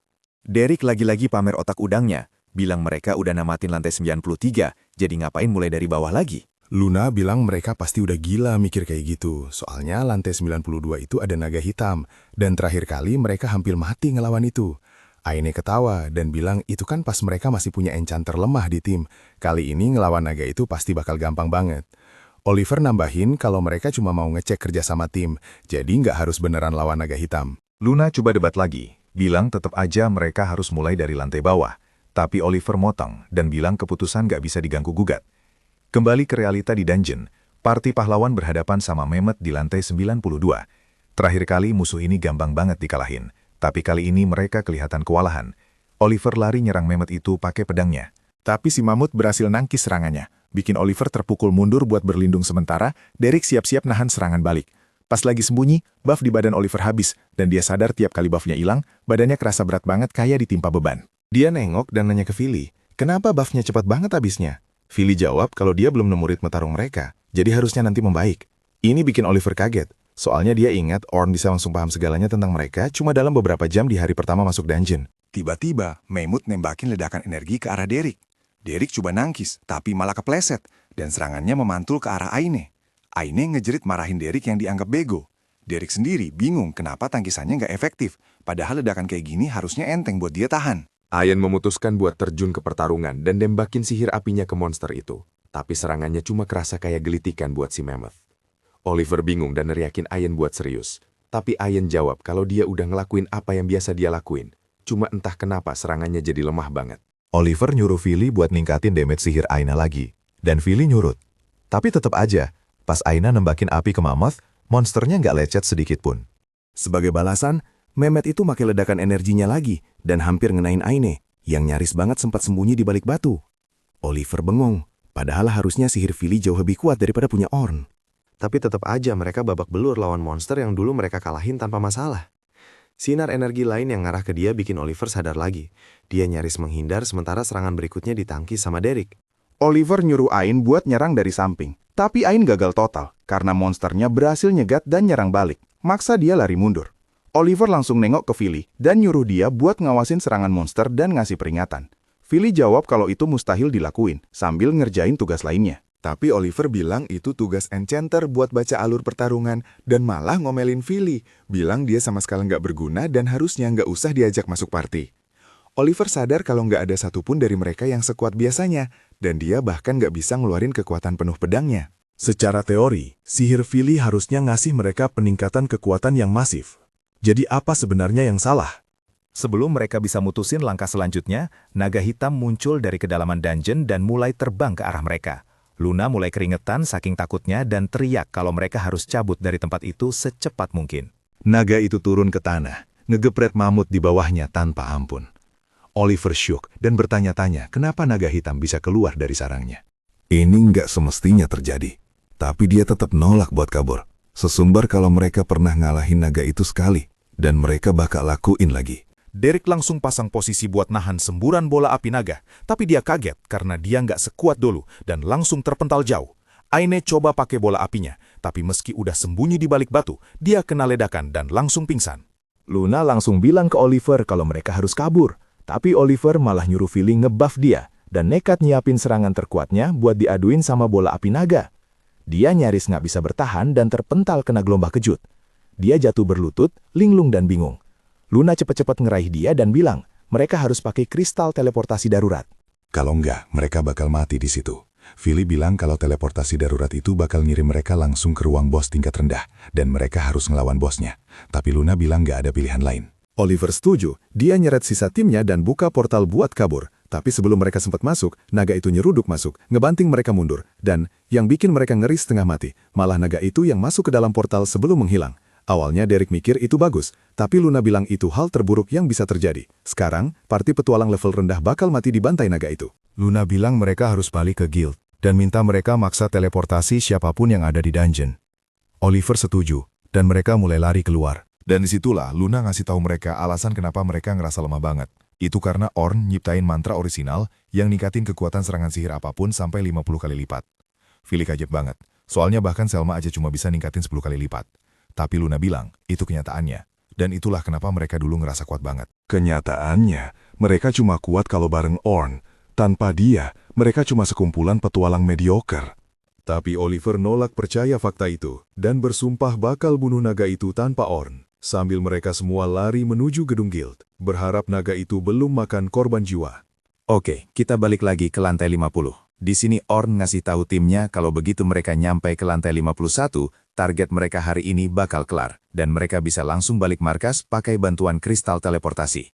Semua anggota partinya ngangguk setuju. Tapi entah kenapa perut Ornn kerasa nggak enak banget. Firasat buruk itu deh. Dia celingukkan ngecek sekitar, tapi nggak nemu ada yang aneh. Terus dia nengok ke langit gelap dungeon, di mana awan nutupin matahari secara total. Sambil mikir, kenapa ya dia bisa ngerasa gelisah gini? Padahal segalanya kelihatan aman-aman aja sekarang. Dan bentar lagi mereka bakal ngelawan bos lantai yang harusnya sih enteng banget buat para pemandu ini. Habis itu mereka bisa santai dan pulang dengan status misi sukses besar. Jadi kenapa dia dapat firasat aneh yang seolah ngasih peringatan kalau ada sesuatu yang salah banget dan mereka harus cabut sekarang juga? Suara Carol mecahin lamunan Ornn pas dia nanya, kira-kira monster macam apa yang bakal mereka lawan kali ini? Ornn ngelihat antusiasme di mata cewek itu dan ngingetin kalau Carol itu tugasnya adalah tank, yang kerjaan utamanya ngelindungin rekan tim yang lain. Dia nggak bisa asal lari nyeruduk musuh sambil berharap bisa bantai semuanya sendirian. Tapi Carol kayaknya nggak setuju tuh. Dia malah jawab kalau dia bisa ngabisin semua musuh sendirian. Berarti secara teknis dia bikin kerjaan timnya jadi lebih gampang dan mereka nggak bakal kena bahaya kan? Lagi pula, dia percaya kalau tugas tank itu ya emang di garis depan, dan itu yang selalu dia lakuin tiap saat. Dia malah langsung minta saran, gimana caranya biar bisa tarung lebih jago lagi. Ornn cuma bisa ngahela napas capek dan bilang kalau Carol harus mulai belajar kerja sama tim, daripada nyoba ngelakuin semuanya sendirian. Makin cepet dia belajar, makin bagus buat masa depannya. Soalnya nanti bakal ada masa di mana satu-satunya cara buat maju adalah dengan ngandelin rekan tim. Carol sebenarnya nggak terlalu suka dengarnya, dia mikir itu ngebosenin. Tapi Logan nyuruh dia buat dengerin dan bersyukur karena udah dapat nasihat sekeren itu. Logan ngeklaim kalau petualang legendaris sekelas Albert aja pernah bilang kalau kerja sama tim itu kunci impian. Ornn langsung nengok ke arah si bocah pirang itu dan nanya, apa dia lagi ngomongin Albert dari klan Night Sky Silver Rabbit. Logan jadi semangat banget pas tahu ada orang lain yang juga hobi baca. Daripada bertingkah kayak orang barbar di dungeon mulu, Ornn bilang kalau dia rasa semua orang pasti tahu soal Albert yang hebat itu. Dia kan anggota terkuat yang gak terbantahkan dari Night Sky Silver Rabbit. Dan kabarnya dia gugur pas ngelawan naga hitam di lantai 92 tahun lalu. Logan bilang kalau bahkan dalam kematiannya, Albert jadi legenda yang bakal dikenang selamanya. Tapi Carol malah jadi agak murung, dan pelan-pelan bilang kalau Albert itu mati gara-gara nyoba ngelindungin salah satu rekannya, padahal itu harusnya tugas tank. Suasana hati Carol makin suram pas dia lanjut bilang kalau Albert tahu kematiannya bakal bikin senyum keluarganya hilang. Tapi dia nggak peduli. Makanya Carol mikir, cara terbaik jadi pelindung adalah ngejauhin orang yang mau dilindungin sejauh mungkin dari dirinya setiap saat. Dia nyimpulin kalau dia tarung sendirian di garis depan, sementara timnya diam di belakang. Mereka nggak bakal kena bahaya dan bisa kabur kalau situasi jadi kacau. Ornn ngelihat rasa sakit di muka Carol dan mutusin kalau masalah ini udah di luar wewenangnya. Sebagai orang luar, rasanya nggak pantas kalau dia ikut campur lebih jauh. Ornn mutusin buat nyairin suasana dan bilang ke Carol kalau dia ngandelin cewek itu buat ngurus musuh hari ini. Muka Carol langsung cerah lagi kayak sebelumnya, dan dia bilang serahin aja sama dia. Sofia yang lihat itu juga pengen dapat perhatian. Jadi dia langsung nanya ke Orn apa aja kekurangan dia dan gimana caranya jadi rekan tim sekaligus penyihir yang lebih baik. Si Logan juga ikutan nimbrung dong. Dia bilang dia juga pengen tahu gimana caranya ningkatin kemampuan diri. Orn nyuruh mereka semua tenang dulu dan lanjut jalan ke lantai 36, tempat para pemula mulai pemanasan. Selma manggil Orn, bilang kalau hari ini adalah hari terakhir mereka dan bakal jadi yang paling menantang. Jadi mereka harus pastiin gak ada yang salah biar ekspedisi ini sukses. Selma terus nengok ke arah partinya Orn dan bilang kalau bocah-bocah itu kayaknya udah mulai suka sama dia. Orn jujur bilang kalau abis artikel koran itu keluar, dia kira dia udah kehilangan semua respek dari mereka dalam sekejap. Tapi ternyata dia salah, bocah-bocah ini jauh lebih pintar dan mandiri daripada kelihatannya. Selma setuju, bilang kalau grup ini emang kadang repotin, tapi masa depan mereka cerah banget. Terus Selma cerita ke Orn kalau kematian Albert itu pukulan telak banget buat klan mereka. Albert itu bintangnya klan, jadi klan mereka cepet banget keteteran. Dan disitulah mantan klannya Orn, si Parti Pahlawan, ngambil alih posisi teratas. Orn bilang kalau naga hitam itu emang musuh yang susah banget bahkan buat mereka. Dan mereka bisa aja kehilangan nyawa pas pertarungan itu, yang bakal bikin parti mereka lumpuh total. Selma bilang kalau kekosongan yang ditinggalin Albert masih kebuka lebar dan mereka belum bisa nambal itu sampai sekarang. Akhirnya, dia nembak langsung dong, nanya apa Orn mau gabung ke parti mereka. Orn ngerasa terhormat sih, tapi dia nolak halus. Katanya parti itu nggak butuh 2 enchanter, apalagi kalau salah satu enchanternya itu penyihir terbaik di benua ini. Selma jadi tersipu malu, tapi jawab kalau dia nggak bermaksud ngajak sebagai enchanter, tapi sebagai pendekar pedang. Ini bikin Orn kaget, tapi Selma bilang dia bakal ngamatin Orn hari ini buat ngeliat skill pedangnya kayak gimana. Nggak lama kemudian, mereka semua misah ke grup masing-masing, dan Orn ditinggal sendirian bareng 3 pemula yang harus dia awasin. Carol nanya kenapa mereka harus misah-misah gini. Soalnya dia nggak suka ide bakal nyasar di labirin gua ini. Orn ketawa dan bilang kalau ini latihan bagus buat mereka. Soalnya seringkali sebuah party harus misah buat ngecek beberapa lorong sekaligus demi nemuin jalan ke ruang bos. Makanya, klan dengan anggota banyak kayak Night Sky Silver Rabbit selalu diuntungin, karena mereka bisa nyisir seluruh sistem gua dengan cepet banget. Logan bilang kalau Orn kan udah pernah ke lantai terdalam yang pernah dilihat manusia, jadi harusnya mereka nggak bakal nemu masalah di sini. Sementara Selma dan Carol ngerubungin dia, nanya kayak apa sih dungeon di level yang lebih dalam dan monster macam apa yang ada di sana. Orn jawab kalau lantai dalam itu mulai sekitar lantai 72. Ekosistemnya berubah jadi pegunungan salju yang terjar dengan badai salju yang sering muncul. Plus ada kadal es yang ngintai di kegelapan nungguin mangsanya tidur. Habis itu, Orn nyuruh mereka fokus ke tugas sekarang. Dia nggak mau mereka malah ketakutan duluan, jadi mereka lanjut masuk makin dalam ke dungeon. Seluruh gua rasanya kosong melompong. Bikin suasananya jadi nyeremin banget. Logan bilang kalau mereka belum lihat satupun monster di lantai ini. Dia nengok ke Orn dan nanya apa lantai 40 emang biasanya kayak gini. Orn geleng kepala, sementara rasa mulas di perutnya makin kenceng. Dia mulai mikir apa firasatnya beneran kejadian. Dan emang bener, ada sesuatu yang salah banget sama dungeon hari ini. Carol mulai ribut pengen cepet-cepet lawan monster. Pas tiba-tiba dari balik salah satu batu, muncul Blue Goblin. Carol senang banget akhirnya lihat monster dan langsung nyerbu tanpa mikir 2 kali. Orn nyoba nyegah Carol, tapi cewek itu udah keburu jauh. Jadi Orn cepet-cepet pakai debuff penurun kelincahan buat ngurangin kecepatan si Goblin, yang ngebantu Carol ngebunuh monster itu dalam satu serangan cepat. Carol mulai selebrasi, tapi Orn melarang dia buat nyerbu musuh tanpa mikir. Dia jelasin kalau Blue Goblin itu sebenarnya cepet dan kuat banget. Carol bisa aja celaka tadi. Kalau itu kejadian, Logan sama Sofia juga bakal kepaksa keluar dari posisi aman dan ikut bahaya juga. Carol nyadar kesalahannya. Jadi buat ngehibur, Orn mutusin buat ngajarin dia gaya pertahanan aktif. Dia jelasin kalau Carol perlu fokus ke gerakan musuh dan nyerang di momen yang tepat, yaitu persis sebelum musuh ngelancarin serangan mereka. Ini bakal batalin serangan musuh dan ngasih keuntungan gede buat sisa anggota partinya. Carol dengerin dengan kagum, tapi nggak lama kemudian Logan nyingkirin dia dan minta diajarin juga. Tiba-tiba Orn nyuruh mereka balik badan, karena ada 2 monster serigala lari ke arah mereka dari belakang. Sebelum monster-monster itu bisa deket, perangkap sihir aktif dan nusuk badan mereka. Orn bilang ke Logan kalau dia harus mulai belajar mantra perangkap, yang bakal bikin timnya bisa fokus ke musuh di depan tanpa perlu was-was serangan bokongan dari belakang. Logan dengerin setiap kata dengan antusias banget. Dalam hatinya dia mikir pengen jadi penyihir yang persis kayak Orn dalam segala hal. Orn terus nengok ke Sofia dan bilang kalau dia harus mulai belajar pakai 2 mantra sihir sekaligus. Sofia jawab kalau itu kedengeran ribet, tapi Orn janji kalau itu nggak sesusah kedengerannya. Dan siapa aja bisa pakai 2 mantra sekaligus dengan sedikit latihan. Dia bilang kalau pengguna sihir level lanjut bahkan bisa pakai selusin mantra sekaligus. Sofia kaget banget dengernya dan nanya kenapa dia nggak belajar pakai versi yang lebih kuat dari sihirnya yang sekarang aja. Orn jelasin kalau pakai sihir serangan yang lebih kuat butuh waktu buat diproses dan disiapin. yang bikin ada jeda waktu di mana mereka jadi rentan banget dan gak bisa ngapa-ngapain. Kalau Sofia belajar pakai banyak mantra, dia bisa nyiapin mantra kedua pas mantra pertamanya mau ditembakin. Dengan cara ini, jeda waktunya jadi hampir nol dan dia nggak perlu ngehadapin kerentanan pas lagi tarung. Akhirnya mereka berhasil nyampe di ruang bos. Para pemandu ngumpul dan nyuruh para pemula buat berdiri di belakang dan nonton aja selagi mereka ngurus bosnya. Orang masuk ke ruang bos bareng yang lain dan nyuruh mereka fokus nyerang, sementara dia bakal nyoba support semampu dia.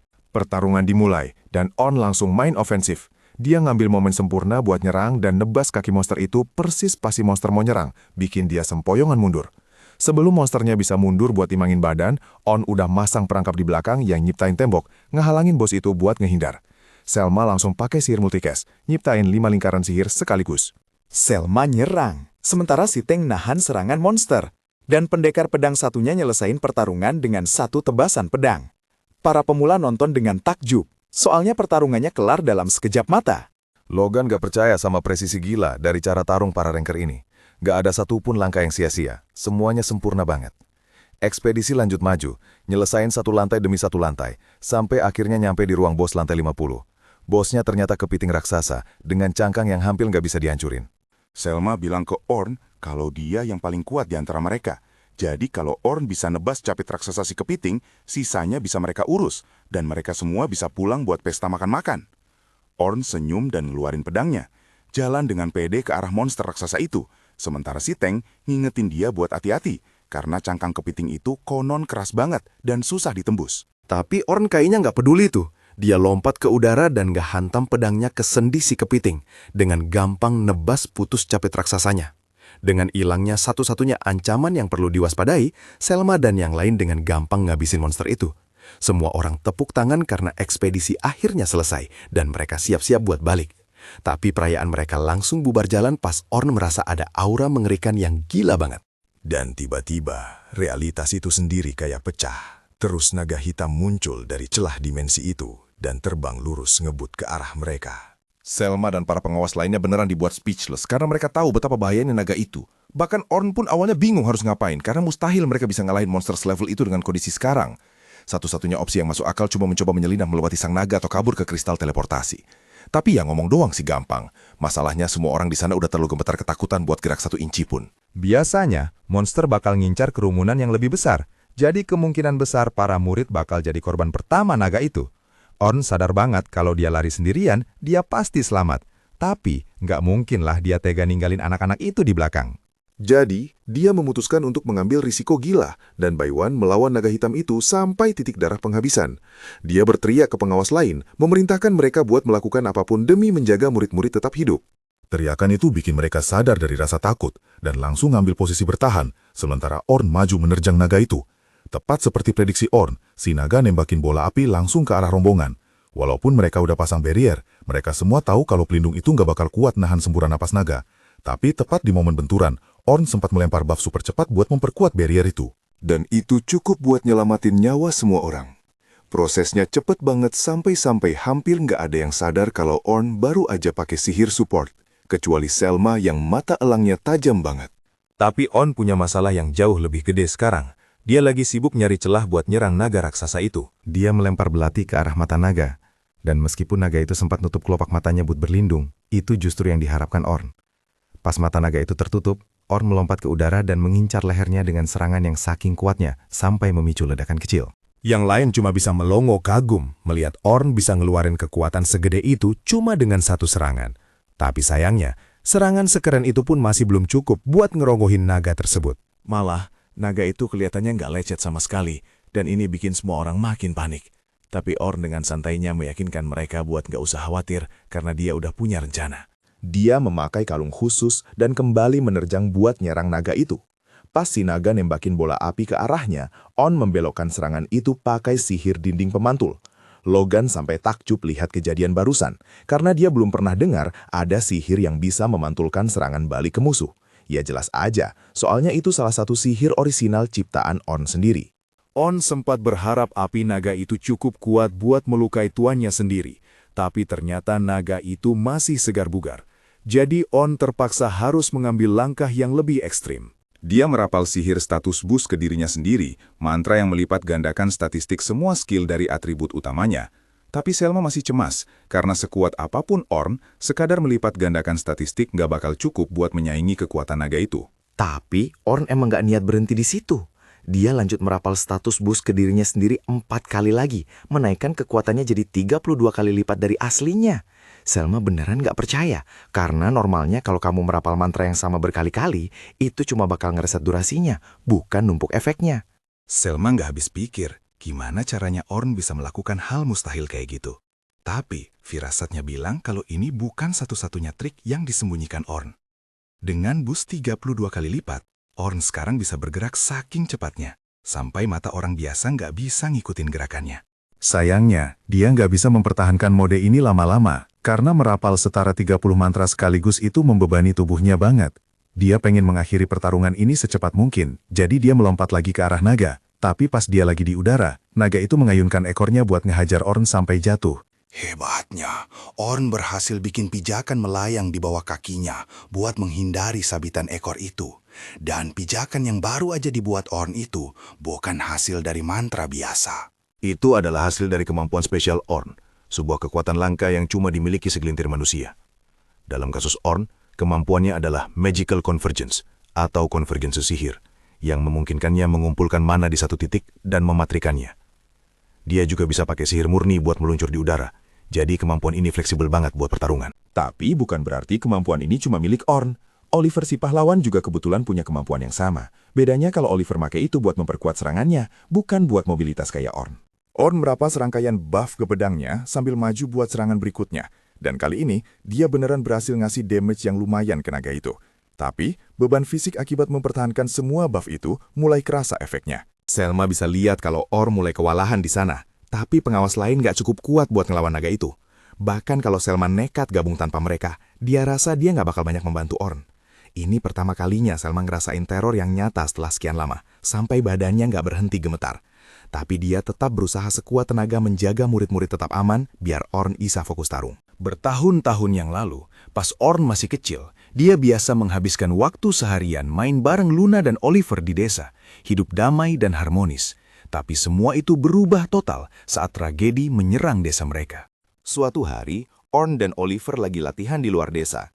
Dan pas mereka balik, mereka nemuin seluruh desa udah rata dengan tanah dibakar bandit. Dan semua orang yang mereka kenal udah dibantai di jalanan. Hati mereka hancur berkeping-keping, dan mereka benci diri sendiri karena gak bisa melindungi orang-orang yang mereka sayangi. Tapi ya, nasi udah jadi bubur. Mereka menghabiskan sisa hari itu buat menguburkan jasad teman dan keluarga mereka.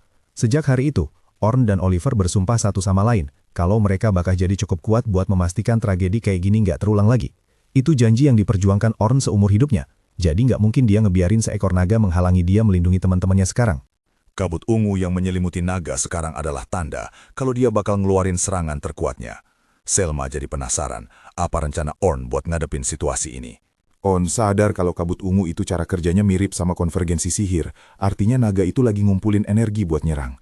Naga itu pakai energinya buat membentuk senjata dari segala arah, tapi terakhir kali Orn lawan makhluk ginian, senjatanya jauh lebih banyak dari ini, jadi kayaknya si naga masih meremehkan dia. Orn berniat manfaatin celah itu.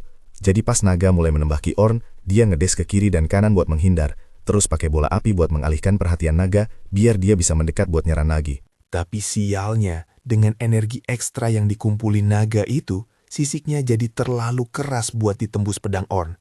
Yang bikin makin parah, Orn hampir gak punya ruang napas karena naga itu terus-terusan memborbardir dia pakai serangan mana. Jadi dia bikin dinding batu buat berlindung. Tapi itu nggak berjalan mulus sesuai harapan. Karena naga itu cerdik banget, membelokkan salah satu tombak sihirnya memutari dinding, bikin Orn jadi sasaran empuk. Untungnya, Orn udah nyiapin mantra dinding pemantul buat situasi darurat kayak gini. Tapi sumpah deh, dia beneran bisa mati barusan. Yang lain terus nonton sambil nahan napas berharap Orn menang. Tapi Selma skeptis ini bakal mudah. Soalnya walau Orn bisa ngimbangin naga itu, dia belum mendaratkan serangan yang mematikan. Ternyata, tarung solo itu jauh lebih berat dari dugaan Orn. Soalnya, sebenci apapun dia sama mantan partinya yang udah mengkhianati dia, Orn gak bisa memungkiri kalau mereka itu berguna banget. Terakhir kali mereka lawan naga, Derek dan Luna ngeblokir semua serangan mana. Amu ngasih tembakan perlindungan yang sempurna, dan Divine Slash milik Oliver cukup kuat buat menebas musuh. Tapi tanpa mereka di sini, Orn terpaksa harus ngerjain tugas mereka semua sendirian sekaligus. Dia tahu ini nggak bakal gampang, tapi gagal bukan pilihan buat dia. Jadi dia harus cari cara biar ini berhasil. Dia mulai pakai teknik pertahanan aktif yang dia ajarin ke Caroline, buat bikin naga itu goyah dan ngacauin pola serangannya. Sambil mancing dia menjauh, biar nggak ada serangan nyasar ke arah murid-murid. Begitu jaraknya udah aman, Orn melepaskan rentetan mantra ledakan api ke naga itu sekaligus. Naga itu sih masih kelihatan nggak kenapa-napa. Tapi Orn udah tahu kalau ini nggak bakal cukup buat ngebunuh dia. Makanya tadi dia udah sedikit memodifikasi mantra bola apinya. Dia ngubah mantra itu jadi jebakan yang menyerap mana di sekitar buat aktif ulang secara berkala dengan intensitas yang makin gede. Artinya, ledakan itu bakal terus ngehajar naga itu berulang kali sampai Orn membatalkan mantranya. Ledakan itu berhasil ngurangin banyak banget darah si naga. Tapi dia nolak buat tumbang, dan akhirnya berhasil ngehancurin semua lingkaran sihirnya. Untungnya, Orn masih punya beberapa trik lagi. Karena dulu Oliver yang ngasih serangan terakhir pakai Divine Slash, Orn mutusin buat melakukan hal yang sama pakai jurus itu versi dia sendiri. Pas naga itu meluncurin bola api ke arahnya, Orn melepaskan Divine Slash-nya, dan biar nggak ditangkis, dia merapal buff tumbukan tepat saat serangannya beradu sama api naga, bikin tebasannya melaju lebih jauh dengan daya dorong lebih kuat, sampai akhirnya menghantam naga itu telak. Ledakan besar pun terjadi, dan potongan tubuh naga jatuh ke lantai. Semua orang mengira Orn udah berhasil ngalahin monsternya. Tapi kenyataannya justru sebaliknya, naga itu masih hidup dan sehat walafiat. Ternyata naga itu mengorbankan ekornya buat ngeblokir tebasan Orn, sesuatu yang nggak diperhitungkan Orn sama sekali. Tapi kalau dipikir lagi, harusnya dia udah menduga hal kayak gini dari bos sekuat itu. Naga itu mulai nembakin lebih banyak ledakan ke Orn, jadi dia lari-lari lagi buat menghindar. Tapi di tengah jalan, durasi buffnya habis, jadi kekuatannya balik normal lagi. Selma melihat ini dan mencoba bantu Orn dengan merapal buff status versinya sendiri. Tapi Orn langsung membatalkan sihir itu dan nyuruh dia jangan ikut campur. Soalnya buff Selma nggak cukup kuat buat ngasih efek di situasi segenting ini. Dia nyuruh Selma fokus aja ngelindungin murid-murid, karena dia masih sanggup ngurus naga itu sendirian. Dan sambil ngomong gitu, dia merapal lagi status boost 5 lapis ke dirinya sendiri sebelum ngehajar naga itu pakai mantra Thundershock yang udah dibuff. Kekuatan ledakannya bikin naga itu terpental nyotuh dari langit dan menghantam tanah. Yang lain bertanya-tanya, apa akhirnya naga itu mati? Tapi enggak, makhluk itu entah gimana masih hidup juga. Orn hampir nggak percaya naga itu belum mati juga, karena dia udah mulai kehabisan trik. Pedangnya udah jauh melampaui batas dan hancur berkeping-keping di tangan Orn. Tapi naga itu juga udah sekarat. Jadi satu serangan mantap lagi harusnya cukup buat ngabisin dia. Orn menjatuhkan pedang yang rusak dan memutuskan buat ngeluarin kartu asnya. Dia merapal mantra penghancur dan memanggil Great Sword hitam pekat. Senjata yang belum pernah dilihat orang lain sebelumnya. Mantra penghancur ini memadatkan sihir yang udah diamplifikasi tinggi banget menjadi bentuk pedang, setara dengan mantra tingkat spesial. Orn lalu melompat ke arah naga buat satu serangan terakhir. Tapi bukannya maju lurus, dia memantulkan dirinya ke puluhan dinding refleksi yang tersebar di medan tempur buat nambah kecepatan, sebelum akhirnya menebas naga itu dari atas dan menghabisinya untuk selamanya. Kembali ke permukaan, mantan partinya Orn sedang terburu-buru balik ke dungeon. Rencananya sih, saat teleportasi paksa aktif, semua orang yang ada di dalam dungeon bakal ditarik keluar ke permukaan. Tapi betapa syuknya mereka. Baru saja mau masuk, mereka malah berpapasan langsung dengan naga hitam. Awalnya mereka semua kaget setengah mati, tapi Luna segera sadar kalau naga itu sebenarnya sudah mati dan pasti ikut terteleportasi bersama beberapa petualang lainnya. Dan tepat di sebelah bangkai naga itu, dia melihat Orn sedang bertumpu pada pedangnya dengan sisa-sisa tenaga terakhirnya. Luna bisa melihat kondisi tubuh Orn sudah babak belur parah, jadi dia bergegas mendekat untuk menyembuhkannya. Tapi Orn malah menghentikannya, dan cuma minta tolong supaya Luna membereskan sisa kekacauan di situ, karena dia cuma pengen pulang dan tidur siang. Di momen inilah Luna sadar kalau cuma Orn satu-satunya orang yang terluka di tim itu, yang artinya dia pasti mengalahkan naga itu sendirian. Terdengar mustahil kan? Dan ngomong-ngomong soal mustahil, si Derek menolak mentah-mentah buat percaya hal itu, dan bukti atau fakta sebanyak apapun gak bakal bisa mengubah isi kepalanya. Orn sudah tahu kalau ngomong sama orang bebal kayak dia cuma bakal buang-buang napas, jadi dia nyuekin provokasi Derek dan lanjut jalan pulang, yang bikin Derek makin emosi. Tepat saat itu, Luna meneriaki Derek dan menyuruhnya berhenti mempermalukan diri sendiri. Singkatnya, Luna bilang kalau Derek itu beban, dan dia bakal tetap jadi beban sampai dia bisa menerima fakta kalau dia itu lemah tanpa bantuan Orn. Mendengar fakta yang begitu logis bikin Derek ngamuk, jadi dia mencoba menyerang Luna. Tapi Luna nggak bercanda waktu nyebut Derek itu beban, karena dia bisa membekukan Derek di tempat tanpa perlu repot-repot mengangkat jari. Dan dia bisa saja mengakhiri karier orang itu saat itu juga kalau dia mau. Untungnya Oliver berteriak menyuruh mereka berdua berhenti bertengkar. Akan tetapi, meskipun sudah jelas banget kalau dia salah menilai Orn lemah, Oliver tetap menolak mengakui pada dirinya sendiri kalau dialah masalahnya. Setelah semua orang pulang, anak-anak Silver Rabbit ditugaskan buat mengisi laporan tentang apa saja yang terjadi selama ekspedisi. Jadi, Sofia berencana nulis semua hal tentang betapa kerennya Orn. Dia semangat banget buat mulai nulis. Tapi sesaat kemudian, Selma pulang ke rumah dengan wajah yang kelihatan capek banget. Selma langsung ambruk ke kasur tanpa ngomong sepatah kata pun. Sofia ingin melakukan sesuatu yang manis buat Selma, jadi dia menyarankan supaya mereka mandi bareng biar rileks. Selma setuju banget sama ide itu, jadi mereka langsung menuju pemandian. Saat lagi berendam, Selma tanya ke Sofia, gimana pendapatnya soal performa Orn hari ini. Sofia agak bingung harus jawab apa, karena apa yang dia lihat bikin dia sadar kalau Orn itu kuat banget. Saking kuatnya, Sofia sampai nggak habis pikir sama apa yang barusan Orn lakukan. Tapi Sofia bilang kalau sebenarnya nggak terlalu sulit buat mengikuti apa yang Orn lakukan.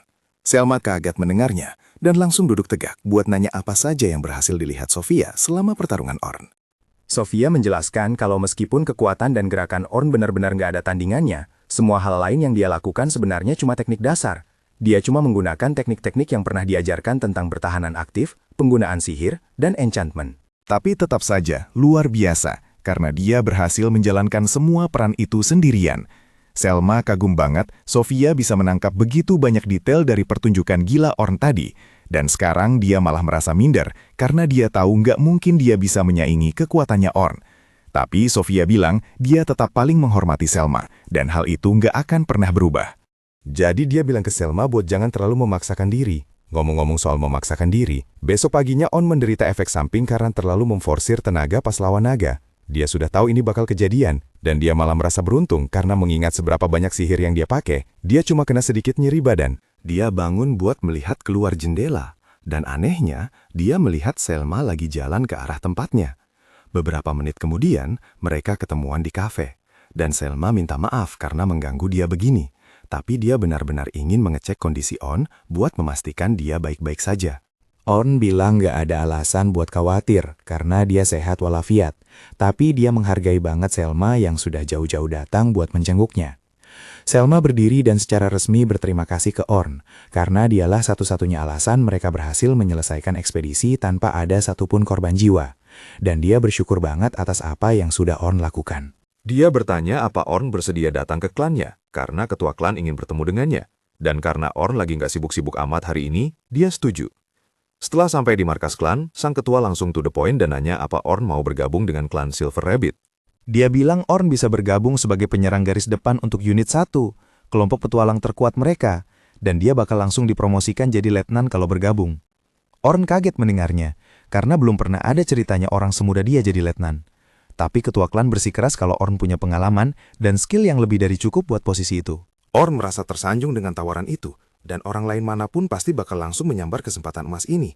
Tapi dia nggak mau langsung kasih jawaban, jadi dia minta waktu buat memikirkannya matang-matang. Ketua klan mengerti dan bilang Orn boleh ambil waktu sebanyak yang dia butuhkan. Tapi pas Orn mau pulang, dia dikabari kalau ketua guild petualang juga ingin bertemu dengannya. Jadi dia memutuskan buat langsung ke sana.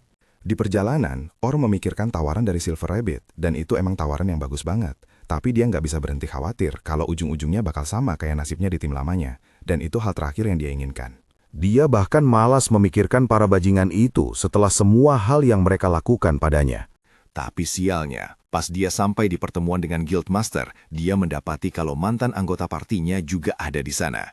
Ya, pertemuan dimulai, dan Guildmaster menyebutkan kalau semua laporan mengatakan Orn lah yang membunuh naga hitam. Jadi, dia bertanya ke Orn apa itu benar, dan Orn mengkonfirmasinya. Tapi sedetik kemudian, Derek dan temannya mendeci dan bilang kalau Orn harusnya berterima kasih sama mereka, karena dia cuma beruntung bisa mendaratkan serangan terakhir setelah mereka melemahkan naga itu. Dan jujur saja aku kagum, karena tingkat halusinasi mereka ini setara sama fans yang masih percaya Gojo bakal bangkit lagi. Orn dengan tepat menyuruh Derek tutup mulut, karena dia terlalu bodoh buat punya opini yang valid. Derek sudah siap mau ngamuk.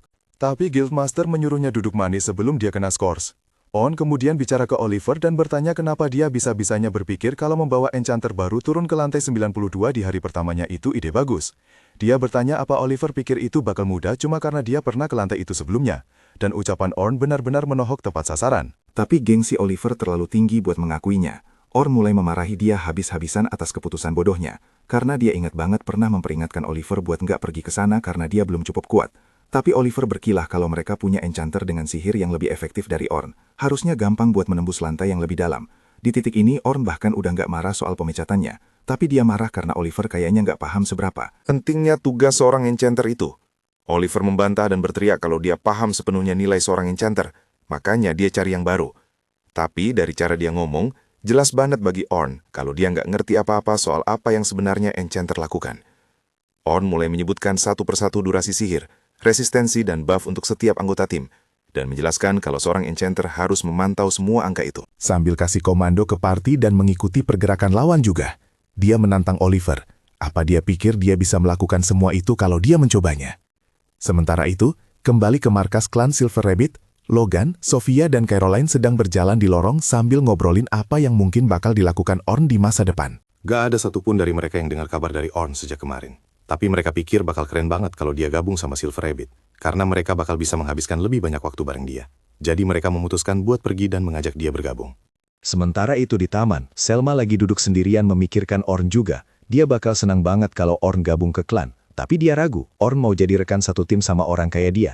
Lagi pula, dengan perbedaan kekuatan di antara mereka, nggak ada yang bisa dia lakukan buat mendukung Orn. Dan satu tim sama dia cuma bakal memperlambat Orn.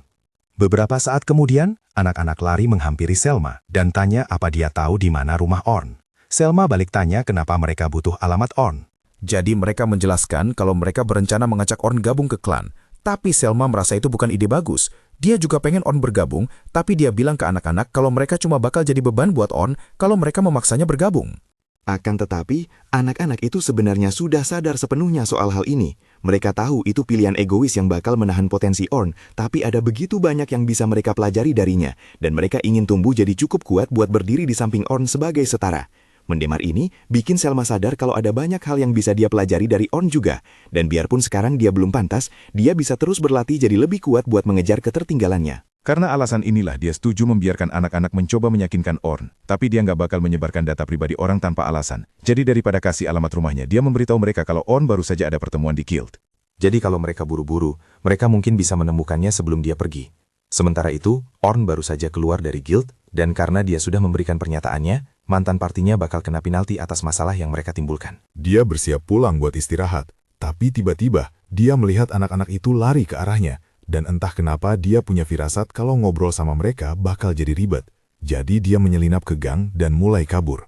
Sayangnya, luka-lukanya dari kemarin bikin dia susah lari cepat buat menghindari mereka. Jadi Orn menciptakan beberapa pijakan mana dan melompat ke salah satu atap buat kabur. Dia melihat anak-anak itu lewat dari atas dan menghela napas lega saat mereka berlalu.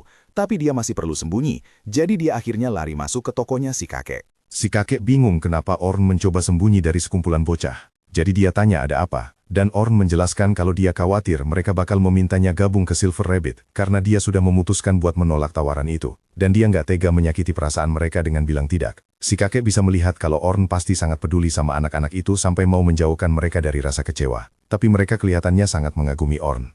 Jadi pria tua itu bilang padanya kalau dia nggak harus menjalani hidup sendirian gara-gara apa yang sudah terjadi. Dan mendengar itu bikin Orn jadi banyak pikiran. Malam harinya, Orn pergi ke atas bukit buat merenungkan semuanya. Tapi dia kaget karena Sophia muncul nggak lama setelahnya. Sophia kaget melihatnya di sana, karena dia cuma kebetulan lewat.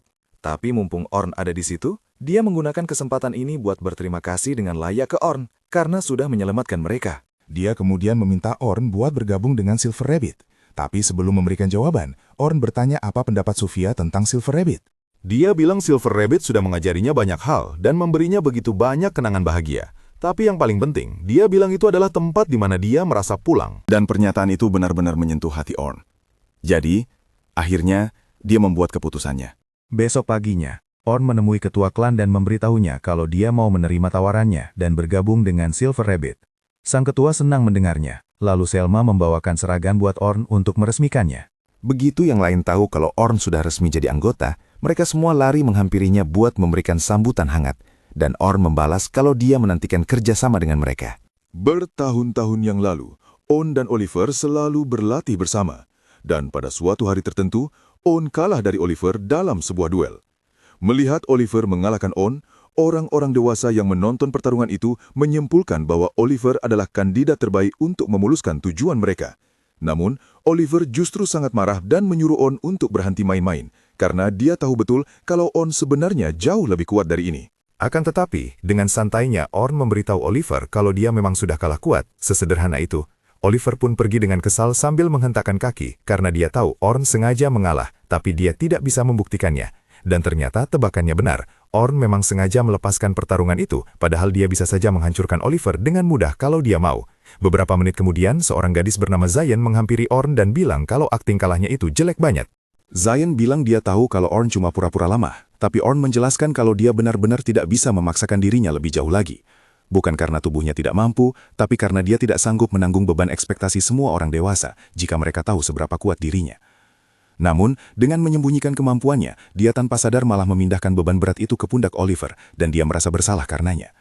Jadi, dia memutuskan untuk mengabdikan dirinya membantu Oliver dengan segala yang dia miliki. Namun tiba-tiba saja Zion membentak Orn dan bilang kalau dia tidak seharusnya menanggung beban itu sendirian.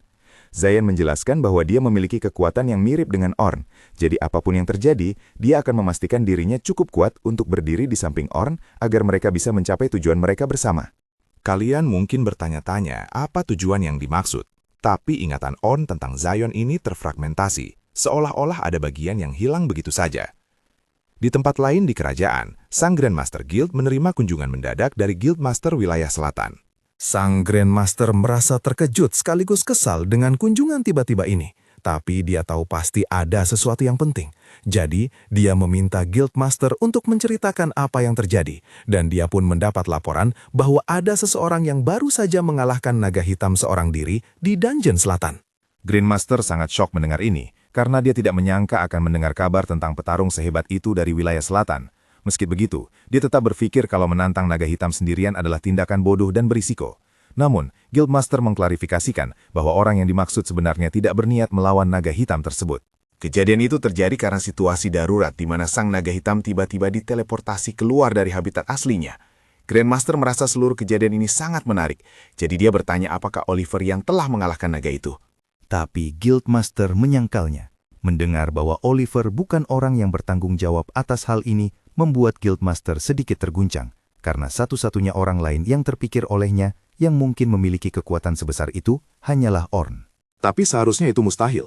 Dia bertanya kepada Guildmaster apakah Orn menunjukkan perilaku aneh atau perubahan belakangan ini, tapi Guildmaster mengatakan tidak ada yang benar-benar berubah dari Orn, yang berarti dia belum kembali ke jati dirinya yang dulu.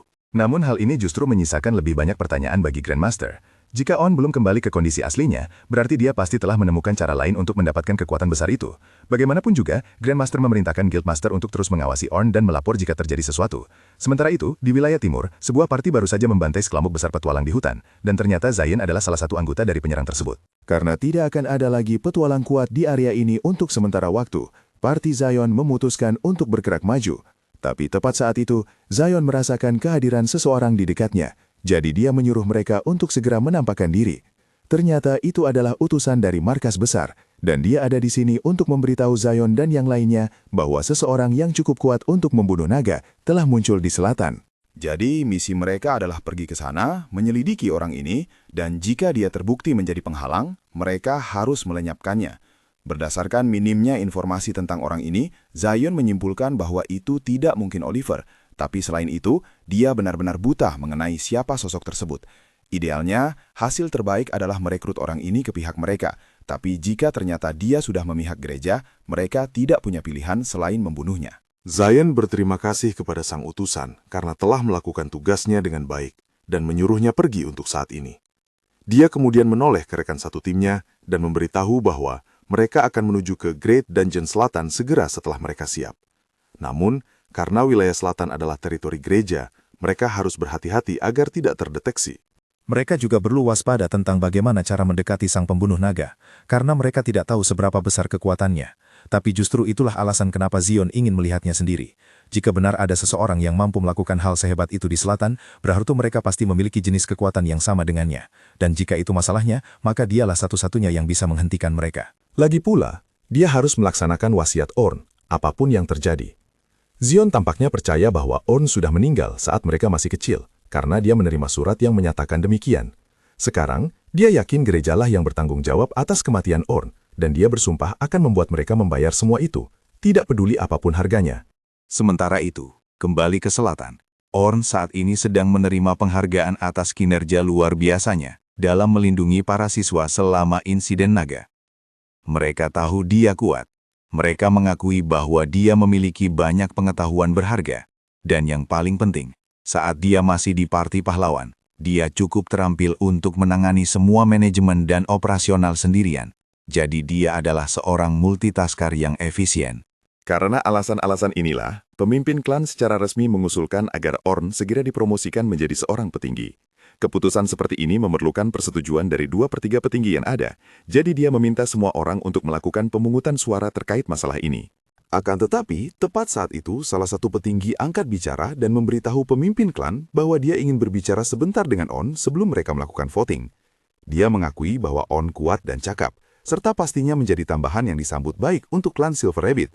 Tapi dia bertanya kepada Orn apakah dia bersedia mempertaruhkan nyawanya demi klan. Sebagai seorang petinggi, keputusan yang dia buat akan memiliki dampak besar pada kehidupan orang-orang di sekitarnya, dan semua anggota klan diharapkan untuk mengutamakan klan dalam segala situasi. Orn mengerti mengapa mereka menanyakan hal seperti itu, tapi dia sudah membuat janji sejak lama, dan dia berniat menepatinya, jadi dia tidak bisa membiarkan dirinya mati. Karena itu, dia berbicara di depan semua orang di ruangan, dan mengatakan bahwa dia tidak siap untuk mengorbankan nyawanya demi Silver Rabbit. Para petinggi lainnya terkejut mendengar ini, karena jika Orn tidak siap memberikan segalanya untuk Silver Rabbit, maka dia tidak layak menjadi anggota. Mereka bertanya mengapa dia memilih untuk muncul di sini sejak awal, dan untuk ini Orn menjawab bahwa dia hanya ingin melindungi orang-orang yang dia pedulikan. Dia mengatakan bahwa hanya karena dia tidak bersedia mengorbankan nyawanya untuk klan, bukan berarti dia tidak akan melakukan segala daya upayanya untuk menjaga mereka tetap aman. Singkat cerita, Orn sebenarnya masa bodoh dengan nasib klan itu sendiri, tapi dia peduli pada orang-orang di dalam klan tersebut, dan alasan itu sudah cukup bagi para petinggi lainnya, jadi mereka semua setuju untuk membiarkannya bergabung sebagai petinggi terbaru. Setelah pertemuan selesai, Orn dan Selma berjalan menyusuri lorong, dan Selma merasa lega, karena pada akhirnya semuanya berjalan lancar, meskipun Orn sempat membuatnya khawatir tadi. Langkah selanjutnya adalah memperkenalkan Orn kepada anggota unit 1, yang akan bekerja bersamanya mulai sekarang. Tapi sebelum itu terjadi, seorang wanita bernama Estella memanggil Orn, dan bilang dia perlu bicara sebentar dengannya. Selma memperkenalkan Estella sebagai kepala divisi manajemen personalia Silver Rabbit, dan intinya dia memberitahu Orn bahwa dia butuh bantuannya untuk mengajar beberapa pendatang baru. Orn tidak keberatan mengajar beberapa petualang, tapi dia sedikit khawatir karena dia tidak yakin akan punya cukup waktu untuk mengajar anak baru sekaligus mengelola unit 1 di saat yang sama. Selma mengerti kekhawatiran Orn, tapi dia bilang Orn tidak perlu cemas soal itu, karena dia bakal punya jauh lebih banyak waktu luang di sini. Jauh lebih santai dibandingkan saat dia di Parti Pahlawan. Pertama, dia tidak diharuskan melakukan semua pekerjaan administrasi, dan mereka juga tidak melakukan penjelajahan dungeon secara berturut-turut selama berhari-hari tanpa henti. Faktanya, mereka punya kebijakan untuk tidak menghabiskan lebih dari 3 hari di dalam dungeon sekaligus tanpa istirahat, dan Orn sedikit terkejut, karena dia tidak menyangka segalanya akan sesantai ini. Kalau begitu kasusnya, Orn setuju untuk mengajar para pemula demi Estella. Jadi Estella pun pergi untuk memberi kesempatan Orn akhirnya bertemu dengan unit barunya. Saat Orn masuk ke ruangan, dia diperkenalkan kepada anggota unit 1. Mereka semua sangat antusias untuk akhirnya melihat sang pembunuh naga lagi, karena mereka tidak sempat bicara dengannya selama misi kemarin. Tapi jujur saja, Orn bahkan tidak tahu kalau mereka ada di sana waktu itu. Omong-omong, mereka lanjut ke sesi perkenalan, dan yang pertama memperkenalkan diri adalah Lane. Meskipun penampilannya terlihat seperti anak kecil, dia sebenarnya berusia 24 tahun. Jadi, dia bilang ke Orn kalau Orn bebas menganggapnya sebagai kakak perempuan. Tapi bagaimanapun cara Orn melihatnya, tidak ada yang terlihat besar atau dewasa dari Lane. Dan Lane sebenarnya sangat sadar diri soal itu. Selanjutnya adalah Carol yang berusia 18 tahun. Dan cowok terakhir adalah Log, defender tim yang berusia 20 tahun. Selma juga bagian dari tim, tapi Orn sudah kenal dia, jadi tidak perlu perkenalan lagi. Sekarang setelah perkenalan selesai, Locke bertanya kepada Orn apakah dia bisa menjelaskan bagaimana tepatnya dia berhasil mengalahkan naga hitam, karena mereka semua penasaran banget. Selma memberitahu Orn kalau dia tidak perlu menjawab jika tidak mau, tapi Orn merasa penting untuk membagikan info tentang kemampuannya kepada tim barunya. Dia menjelaskan bahwa alasan utama dia bisa memenangkan pertarungan melawan naga itu adalah berkat 2 mantra original miliknya. Salah satunya disebut Impact, sebuah mantra yang meningkatkan efektivitas senjata hingga 100 kali lipat. Pengungkapan ini membuat semua orang di sana sangat syok, karena pengganda kekuatan hingga 100 kali itu belum pernah terdengar sebelumnya. Orn kemudian lanjut menjelaskan bahwa mantra orisinal keduanya memungkinkan dia meningkatkan efektivitas semua buff yang diterapkan hingga 32 kali lipat. yang lagi-lagi membuat yang lain seamat terkejutnya. Tapi Orn mengklarifikasi bahwa dia hanya bisa menggunakannya pada dirinya sendiri, dan itu memberikan tekanan besar pada tubuhnya, jadi dia hanya bisa menggunakannya dalam waktu singkat. Setelah mengetahui kemampuan Orn, yang lain jadi heran kenapa dia tidak mengisi posisi party lain sendirian saja, seperti menjadi mage misalnya. Tapi itulah salah satu kekurangan terbesar Orn. Dia menjelaskan bahwa dia hanya mampu menggunakan sihir tingkat menengah, dan sekeras apapun dia mencoba, dia tidak pernah bisa menggunakan mantra tingkat tinggi apapun. Yang lain terkejut mendengar ini, mengingat betapa berbakatnya Orn dalam hal lain, dan sesaat Orn khawatir mereka akan melabelinya tidak berguna. Jadi dia membela diri dengan mengatakan bahwa mantra-mantra orisinalnya bisa menutupi kekurangannya dalam sihir tingkat tinggi. Tapi sebenarnya, mereka sama sekali tidak mempermasalahkan hal itu. Mereka kemudian bertanya kepada Orn apakah dia punya kemampuan khusus alias skill unik, dan dia membenarkannya. Hal ini membuat Lane bersemangat, karena sekarang ada 3 orang dengan kemampuan khusus di tim mereka. Orn bertanya siapa lagi yang punya kemampuan itu, tapi Selma bilang akan lebih mudah menunjukkannya langsung di dungeon daripada mencoba menjelaskannya, dan karena alasan itulah, dia berencana mengajak mereka semua masuk ke dungeon besok. Orn tidak menentang rencana itu, tapi dia memberitahu semua orang bahwa pedangnya hancur saat pertarungan melawan naga, jadi dia perlu mencari yang baru.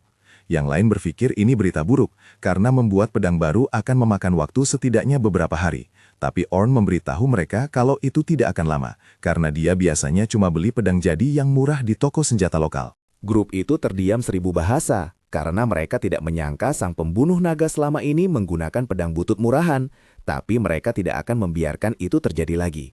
Jadi mereka menyerat Orn ke pandai besi khusus untuk klan Silver Rabbit, Aaron, dan meminta dia membuatkan pedang untuk Orn. Aaron siap mengerjakan tugas itu, tapi dia bilang ada sedikit masalah. Pedang untuk orang sekuat Orn harus dibuat dari material khusus yang ada di lantai bawah dungeon. Tapi dia tidak punya stok material itu sekarang, jadi dia butuh mereka untuk pergi mengambilnya. Biasanya ini bakal berubah jadi arc pengumpulan sumber daya sepanjang 3 episode. Tapi untungnya Orn kebetulan punya simpanan material khusus di gelangnya dari masa ketika dia masih menjadi bagian dari parti pahlawan. Dia tidak pernah punya banyak kegunaan untuk semua barang ini sebelumnya, jadi sekalian saja dia pakai buat bikin pedang baru.